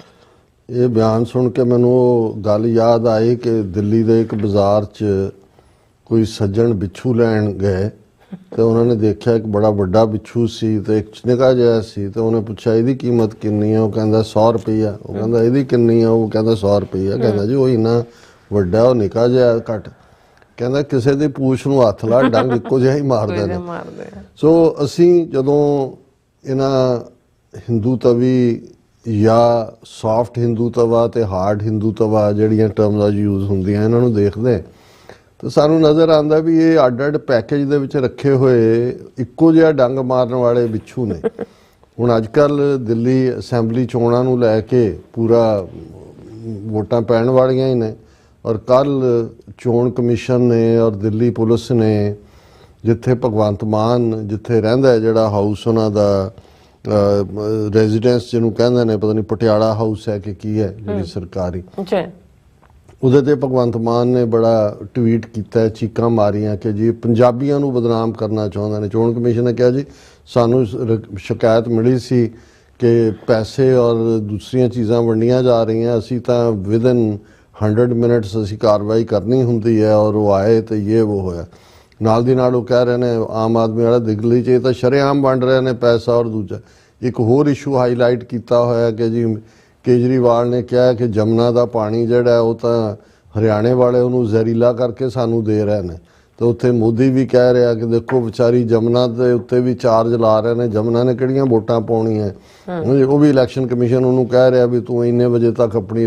ਸੋ ਉਹ ਸਾਰੀ ਡਰਾਮੇਬਾਜ਼ੀ ਚੱਲ ਰਹੀ ਹੈ। ਪਰ ਮੈਨੂੰ ਇਹ ਕਿਉਂਕਿ ਪਿਛਲੀਆਂ ਪਾਰਲੀਮਾਨੀ ਚੋਣਾਂ ਵੇਲੇ ਤਾਂ ਇਹਨਾਂ ਦਾ ਕਾਂਗਰਸ ਗਠਬੰਧਨ ਸੀ, ਕੇਜਰੀਵਾਲ ਵੀ ਵਿੱਚ ਸੀ, ਰਾਹੁਲ ਗਾਂਧੀ ਲੀਡ ਕਰ ਰਿਹਾ ਸੀ, ਔਰ ਜਿਹੜਾ ਬਿਲੇਖ ਯਾਦਵ ਔਰ ਦੂਜੇ ਧਿਰ। ਹੁਣ ਦਿੱਲੀ ਦੇ ਵਿੱਚ ਕਾਂਗਰਸ ਔਰ ਆਮ ਆਦਮੀ ਪਾਰਟੀ ਵੀ ਆਮੋ ਸਾਹਮਣੇ ਆਏ, ਇਹਨਾਂ ਨੇ ਵੀ ਆਪਣੇ ਉਮੀਦਵਾਰ ਖੜੇ ਕੀਤੇ ਹੋਏ ਨੇ। ਪਰ ਜਦੋਂ ਮੈਂ ਉਹ ਰਾਹੁਲ ਗਾਂਧੀ ਦੀ ਸਟੇਟਮੈਂਟ ਜਿਹੜੀ ਹੈਡਲਾਈਨ ਬਣਾਈ ਹੈ ਬਹੁਤੇ ਮੀਡੀਆ ਨੇ, Kejriwal lies just like Modi but is more cunning says Rahul Gandhi. ਉਹ ਕਹਿੰਦਾ ਵੀ ਝੂਠ ਤਾਂ ਉਵੇਂ ਹੀ ਬੋਲਦਾ ਹੈ ਕੇਜਰੀਵਾਲ ਜਿਵੇਂ ਮੋਦੀ ਬੋਲਦਾ, ਲੇਕਿਨ ਇਹ ਉਹਦੇ ਨਾਲੋਂ ਵੀ ਸ਼ੈਤਾਨ। ਔਰ ਮੈਂ ਕਿਹਾ ਵੀ ਇਹਨੂੰ ਹੁਣ ਸਮਝ ਆਇਆ ਕਿ ਵੀ ਸ਼ੈਤਾਨ ਹੈ ਜਾਂ ਨਹੀਂ ਹੈ। ਹਾਲਾਂਕਿ ਕੇਜਰੀਵਾਲ ਨੇ ਜਦੋਂ ਸਭ ਤੋਂ ਜ਼ਿਆਦਾ ਸ਼ੀਲਾ ਦੀਕਸ਼ਤ ਕਾਂਗਰਸ ਦੀ ਚੀਫ ਮਿਨਿਸਟਰ ਸੀ, ਔਰ ਅੰਨਾ ਹਜ਼ਾਰੇ ਦੀ ਐਜੀਟੇਸ਼ਨ ਵੇਲੇ ਸ਼ੁਰੂਆਤ ਤਾਂ ਉੱਥੋਂ ਹੀ ਕੀਤੀ, ਸਭ ਤੋਂ ਜ਼ਿਆਦਾ ਤਾਂ ਕਾਂਗਰਸ ਨੂੰ ਹੀ। ਔਰ ਹੈ ਹਿੰਦੂਤਵਾ ਦੀ ਬੀ ਟੀਮ ਹੈ, ਦੂਜੀ ਹੈ। ਔਰ ਰਾਹੁਲ ਗਾਂਧੀ ਖੁਦ ਉਹਦੇ ਪਾਰਟੀ ਜਾਂ ਉਹਦੀ ਦਾਦੀ ਜਾਂ ਉਹਦੇ ਪਿਓ ਨੇ ਸਿੱਖਾਂ ਨਾਲ ਕੀ ਕੀਤਾ, ਔਰ ਈਵਨ ਬਾਬਰੀ ਮਸਜਿਦ ਦੇ ਜਿਹੜੇ ਲੋਕ ਖੁਲਾਏ 1985 ਦੇ ਵਿੱਚ ਰਾਹੁਲ ਨੇ, ਰਾਜੀਵ ਗਾਂਧੀ ਨੇ, ਦੇ ਪਿਓ ਨੇ। ਹੁਣ ਕੁੱਲ ਮਿਲਾ ਕੇ ਜਦੋਂ ਤੁਸੀਂ ਇਸ ਸਾਰੇ ਨੂੰ ਦੇਖਦੇ ਹੋ, ਇਹਦੇ 'ਚ ਕੋਈ ਸ਼ੱਕ ਨਹੀਂ ਹੈ। ਮੈਨੂੰ ਇਹ ਲੱਗਾ ਵੀ ਇਸ 'ਚ ਇੱਕ ਢੁਕਵੇਂ ਲਫ਼ਜ਼ ਨੇ ਕਿ ਮੋਰ ਕਨਿੰਗ ਜਾਂ ਮੋਰ ਸੋਫਿਸਟੀਕੇਟ ਉਹਨੇ ਲਫ਼ਜ਼ ਕਿਹਾ ਦੈਨ ਮੋਦੀ, ਕਿ ਪੰਜਾਬ 'ਚ ਸਿੱਖਾਂ ਨੂੰ ਪਤਾ ਹੀ ਨਹੀਂ ਲੱਗਾ ਕਿ ਵੀ ਸਿੱਖ ਤਾਂ ਇਹ ਸਮਝਦੇ ਸੀ ਵੀ ਅਸੀਂ ਕਾਂਗਰਸ ਤੇ ਅਕਾਲੀ ਇਹਨਾਂ ਨੂੰ ਕੱਢ ਕੇ ਪੰਜਾਬ ਹਤੈਸ਼ੀ ਲਿਆਉਣੇ ਨੇ, ਤੇ ਉਹਨਾਂ ਨੇ ਕਿਵੇਂ ਕੇਜਰੀਵਾਲ ਨੇ ਸਿੱਖਾਂ ਨੂੰ ਡਿਊਪ ਕਰਕੇ ਪੰਜਾਬ ਦੇ ਵਿੱਚ 92 MLA ਬਣਾ ਕੇ ਪੰਜਾਬ ਦਾ ਖਜ਼ਾਨਾ ਤੇ ਆਪਣਾ ਹੱਥ ਉਹ ਖੜਾ ਕਰ ਲਿਆ ਜਿੱਥੇ ਇਹਨਾਂ ਨੂੰ ਸੂਟ ਕਰਦਾ। ਹੁਣ ਭਗਵੰਤ ਮਾਨ ਨੂੰ ਜਿਹੜਾ ਮੈਨੂੰ ਲੱਗਦਾ ਵੀ ਪੈਸੇ ਪੂਸੇ ਤਾਂ ਸਾਰੇ ਹੀ ਵੰਡ ਰਹੇ ਨੇ, ਪੈਸੇ ਤਾਂ ਹੈ ਹੀ ਖੇਡ ਸਾਰੇ ਉੱਥੇ ਕਰਪਟ ਸਾਰੇ ਸਿਸਟਮ ਦੀ। ਉਹਨੂੰ ਹੁਣ ਪੰਜਾਬੀ ਯਾਦ ਆ ਗਏ ਕਿ ਜੀ ਇਹ ਬੀਜੇਪੀ ਪੰਜਾਬੀਆਂ ਨੂੰ ਬਦਨਾਮ ਕਰਨ ਲਈ ਕਰ ਰਹੀ ਹੈ, ਵੀ ਤੂੰ ਪੰਜਾਬ ਛੱਡ ਕੇ ਦਿੱਲੀ ਬੈਠਾ ਹੈ, ਪੰਜਾਬ ਦਾ ਪੈਸਾ ਤੁਸੀਂ ਉੱਥੇ ਲਟਾ ਰਹੇ ਹੋ। ਸਾਰੇ ਦਿੱਲੀ ਦੇ ਵਿੱਚ ਜਿਹੜੀਆਂ ਨੇ ਉਹ ਇਹਨਾਂ ਦੇ ਮਿਨਿਸਟਰ ਜਾ ਕੇ ਉੱਥੇ ਬੈਠੇ ਨੇ। ਪੰਜਾਬ 'ਚ ਲਾਅ ਐਂਡ ਆਰਡਰ ਕੀ ਹੈ, ਓਵਰਆਲ ਹਾਲਾਤ ਕੀ ਚੱਲ ਰਹੇ ਨੇ। ਲੇਕਿਨ ਅਸੀਂ ਇਹ ਸਮਝਦੇ ਹਾਂ ਕਿ ਵੀ ਸਾਡੇ ਲਈ ਇਹ ਉਹ ਦਿੱਲੀ ਦੇ ਬਿੱਛੂਆਂ ਦੀ ਦੁਕਾਨ ਵਾਲੀ ਗੱਲ ਹੈ ਕਿ ਪੂਛ ਕਿਹਦੀ ਕਿੰਨੀ ਲੰਮੀ ਹੈ ਜਾਂ ਛੋਟੀ ਹੈ, ਤੇ ਕਿਹਦਾ ਆਕਾਰ ਕਿੰਨਾ ਵੱਡਾ ਹੈ, ਡੰਗ ਜਿਹੜਾ ਉਹ ਬਰਾਬਰ ਦਾ ਹੀ ਮਾਰਦੇ ਨੇ। ਜੀ ਡਾਕਟਰ ਸਾਹਿਬ ਤੁਹਾਡਾ ਬਹੁਤ ਬਹੁਤ ਧੰਨਵਾਦ। ਸੋ ਹੁਣ ਆਪਾਂ ਆਪਣੇ ਜਿਹੜੇ ਵਿਊਅਰਸ ਮੈਸੇਜ ਨੇ ਉਹ ਲੈਣ ਜਾ ਰਹੇ ਹਾਂ। ਸਭ ਦਾ ਬਹੁਤ ਬਹੁਤ ਸ਼ੁਕਰੀਆ ਅਦਾ ਕਰਦੇ ਹਾਂ। ਇੰਦਰਜੀਤ ਸੰਧੂ ਸਾਡੇ ਪਹਿਲੇ ਵਿਊਅਰ ਨੇ, ਫਤਿਹ ਬੁਲਾਉਂਦੇ ਨੇ ਔਰ ਖਾਲਸਾ ਜ਼ਿੰਦਾਬਾਦ ਕਹਿੰਦੇ ਨੇ। ਔਰ ਜਤਿੰਦਰ ਸਿੰਘ ਜੀ, ਸੋਨਮਾਇਲ ਜੀ, ਕਰਮਹਿੰਦਰ ਸਿੰਘ ਜੀ, ਪਰਮਿੰਦਰ ਜੀ, ਪ੍ਰਦੀਪ ਹੈਂਸ ਜੀ ਔਰ ਜਸਵੀਰ ਕੰਗ ਜੀ, ਧਰਮ ਸਿੰਘ ਜੀ, ਮੁਹੰਮਦ ਅਲੀ ਜੀ, ਸਿੰਘ ਗਰਚਾ ਜੀ, ਜਰਨੈਲ ਸਿੰਘ ਗਰੇਵਾਲ ਜੀ ਔਰ ਮਨਜੀਤ ਸੈਣੀ ਜੀ, ਆਲ ਅਬਾਊਟ ਟਰੂਥ ਐਂਡ ਸਿੱਖਿਜ਼ਮ ਜੀ, ਗੁਰਮੁਖ ਜੀ ਔਰ ਇਸੇ ਤਰ੍ਹਾਂ ਮਨਜੀਤ ਸੈਣੀ ਜੀ, ਫਿਰ ਇਸੇ ਤਰ੍ਹਾਂ ਹਮੈਤੀ ਫਸਟ ਜੀ ਔਰ ਫਿਰ ਇਸੇ ਤਰ੍ਹਾਂ ਮਜੀਤ ਰਾਏ ਜੀ, ਅਵਤਾਰ ਸਿੰਘ ਜੀ, ਹਰਵਿੰਦਰ ਸਿੰਘ ਜੀ, ਫਿਰ ਇਸ ਤਰ੍ਹਾਂ ਗੁਰਚਰਨ ਚੀਮਾ ਜੀ ਔਰ ਮੁਹੰਮਦ ਯਾਕੂਬ ਜੀ। ਇਹ ਕਹਿੰਦੇ ਲਵ ਖਾਲਿਸਤਾਨ, ਅਮਨ ਸਿੰਘ ਖਾਲਸਾ ਜੀ ਔਰ ਇਸੇ ਤਰ੍ਹਾਂ ਨਿਹੰਗ ਸਿੰਘ ਜੀ ਕਹਿੰਦੇ ਰੀਅਲ ਟਰੂਥ ਅਬਾਊਟ ਗਾਂਧੀ। ਬਹੁਤ ਸ਼ੁਕਰੀਆ ਨਿਹੰਗ ਸਿੰਘ ਜੀ। ਹਾਂਜੀ, ਔਰ ਇਸੇ ਤਰ੍ਹਾਂ ਮੁਹੰਮਦ ਯਾਕੂਬ ਜੀ ਔਰ ਫਿਰ ਇਸੇ ਤਰ੍ਹਾਂ ਫਿਟ ਐਂਡ ਹੈਲਦੀ ਜੀ। ਉਹਨਾਂ ਨੇ ਕਿਹਾ ਜੀ ਨਾਟ ਹੈਲੋ ਬਟ ਸਤਿ ਸ੍ਰੀ ਅਕਾਲ। ਬਹੁਤ ਸ਼ੁਕਰੀਆ ਯਾਕੂਬ ਸਾਹਿਬ ਸਤਿ ਸ੍ਰੀ ਅਕਾਲ। ਸਤਿ ਸ਼੍ਰੀ ਅਕਾਲ। ਔਰ ਇਸੇ ਤਰ੍ਹਾਂ ਨਿਹੰਗ ਸਿੰਘ ਜੀ ਕਹਿੰਦੇ ਉਹਨੇ ਕਿਵੇਂ ਪੜ੍ਹ ਲਿਆ ਪੰਜਾਬੀ ਭਾਸ਼ਾ ਨੂੰ, ਕਹਿੰਦੇ ਸਭ ਝੂਠ ਹੈ ਗਾਂਧੀ ਬਾਰੇ। ਔਰ ਇਸੇ ਤਰ੍ਹਾਂ ਉਹਦੇ ਅੰਦਰ ਬਿਲਟ ਇਨ ਹੇਟਡ ਸੀ ਸਿੱਖਾਂ ਲਈ, ਸਿੱਖੀ ਲਈ, ਗੁਰਬਾਣੀ ਲਈ, ਗੁਰੂ ਸਾਹਿਬ ਲਈ। ਬਿਲਕੁਲ। ਔਰ ਇਸੇ ਤਰ੍ਹਾਂ ਸੁਰਜੀਤ ਕੌਰ ਜੀ, ਪੰਨੂ ਜੀ, ਲਵਦੀਪ ਸਿੰਘ ਜੀ, ਜਦੋਂ ਪੰਜਾਬੀਆਂ ਨੇ ਖਾਲਿਸਤਾਨ ਲੈਣਾ ਉਦੋਂ ਤੱਕ ਪੰਜਾਬ ਬਿਲਕੁਲ ਖੋਖਲਾ ਕਰ ਦੇਣਾ। ਔਰ ਸਿੰਘ ਐਸ ਕਹਿੰਦੇ ਨੇ ਗ੍ਰੇਟ ਸਰਵਿਸ। मोहम्मद याकूब जी कहते हैं कि तारीख, हिस्ट्री, इतिहास बताने का बहुत शुक्रिया डॉक्टर साहब। और शुक्रिया ਤੁਹਾਡਾ ਵੀ ਪ੍ਰੋਗਰਾਮ ਦੇਖਣ ਤੇ। हाँ जी, रशद गुड्डू जी, वी मस्ट नीड साझा पंजाब एक पंजाब। और कुलदीप कौर जी, मोहम्मद याकूब जी ਇਹ ਵੀ ਤਾਰੀਫ ਕਰ ਰਹੇ ਕਿ ਸਾਡਾ ਜਿਹੜਾ ਨੰਬਰ ਹੈ ਕਾਫੀ ਵਧਿਆ। ਸੱਚੋ ਸੱਚ TV 84 ਕਹਿੰਦੇ ਖਾਲਿਸਤਾਨ। और इसी तरह रशद गुड्डू जी, लव फ्रॉम लहंदा पंजाब। और इसी तरह हाँ जी गुरजीत सिंह जी, पंजाब हाल खालिस्तान। और फिर इसी तरह हरविंदर सिंह जी, रामगढ़िया जी। और अकाली खालसा 78 जी। और इसी तरह मोहम्मद याकूब जी कहते love all those Sikh who wants Sikh Republic of Khalistan, real Sikh for Khalistan. Chopra ਸਾਹਿਬ ਵੀ ਆਏ ਨੇ ਵੀ ਸਾਨੂੰ ਚੋਪੜੋ। ਹਾਂਜੀ ਚੋਪੜ। ਸੋ ਦੀਪਕ ਚੋਪੜਾ ਜੀ ਕਹਿੰਦੇ ਨੇ ਜੇ ਹੁਣ ਖਾਲਿਸਤਾਨੀ ਫੜੇ ਜਾਣਗੇ ਕੈਨੇਡਾ ਦਾ ਬੇੜਾ ਗਰਕ ਕਰਨ ਤੋਂ ਬਾਅਦ ਹੁਣ US ਦਾ ਨੰਬਰ। ਚੋਪੜਾ ਜੀ ਵੈਸੇ ਜਿਹੜੀ ਪਿਊ ਰਿਸਰਚ ਹੈ ਉਹਦੇ ਮੁਤਾਬਕ 7,20,000 ਤੋਂ ਜ਼ਿਆਦਾ ਇੰਡੀਅਨ ਅਮਰੀਕਾ 'ਚ ਨੇ ਜਿਹੜੇ ਕੱਢੇ ਜਾਣੇ ਨੇ। ਉਹਨਾਂ 'ਚ ਮੈਜੋਰਟੀ ਗੁਜਰਾਤੀਆਂ ਦੀ ਹੈ। ਠੀਕ ਹੈ, ਪੰਜਾਬੀ ਵੀ ਹੋਣਗੇ। ਇਸੇ ਤਰ੍ਹਾਂ ਜਿਹੜਾ ਹੈ ਇਹ ਹੁਣ ਵਾਰੀ ਤੁਹਾਡੀ ਵੀ ਆਉਣੀ ਹੈ ਜਿਹੜੇ ਇੱਥੇ ਤੁਸੀਂ ਜਿਸ ਕਿਸਮ ਦਾ ਗੰਦ ਪਾਇਆ ਹੋਇਆ ਸੀ। ਸੋ ਤੁਸੀਂ ਫਿਕਰ ਨਾ ਕਰੋ, ਖਾਲਿਸਤਾਨੀਆਂ ਦੀਆਂ ਜੜ੍ਹਾਂ ਬੜੀਆਂ ਡੂੰਘੀਆਂ ਨੇ, ਅਸੀਂ ਕਿਤੇ ਨਹੀਂ ਜਾਂਦੇ। ਔਰ ਤੁਸੀਂ ਆਪਣਿਆਂ ਦਾ ਫਿਕਰ ਕਰੋ ਕਿ ਉਹ ਜਿਹੜੇ ਤੁਹਾਡੇ 7.25 ਲੱਖ ਚੋਂ ਘੱਟੋ ਘੱਟ ਜਿਹੜਾ ਉਹ 7 ਲੱਖ ਤੁਹਾਡਾ ਹੋਣਾ। ਸਾਡਿਆਂ ਨੂੰ ਤਾਂ ਜਾਂਚ ਹੈ ਕਿਤੇ ਖੱਬੇ ਸੱਜੇ ਨਿਕਲਣ ਦੀ, ਤੁਸੀਂ ਫਿਕਰ ਨਾ ਕਰੋ, ਇਹ ਤੁਹਾਡੇ ਹੀ ਕਾਬੂ ਆ ਰਹੇ ਨੇ। मोहम्मद याकूब जी कहते दुनिया की कोई ताकत अब खालिस्तान बनने से नहीं रोक सकती। और गुरजीत सिंह जी, फिर इसी तरह निहंग सिंह जी, सच्चो सच रियल ट्रूथ। और सतविंदर जी साड़ी चढ़ती कला लोचते ने दोनों दी। और धर्म सिंह जी, रंगरेटा जी, और सतनाम सिंह जी, सुखजीवन बच्चू जी, मलकीत सिंह जी, तरलोचन सिंह जी, सिंह बिंदी और जावेद बब्बर जी। और इसी तरह जावेद बब्बर, फिर इसी तरह जसकीरत सिंह जी, तरलोचन सिंह जी।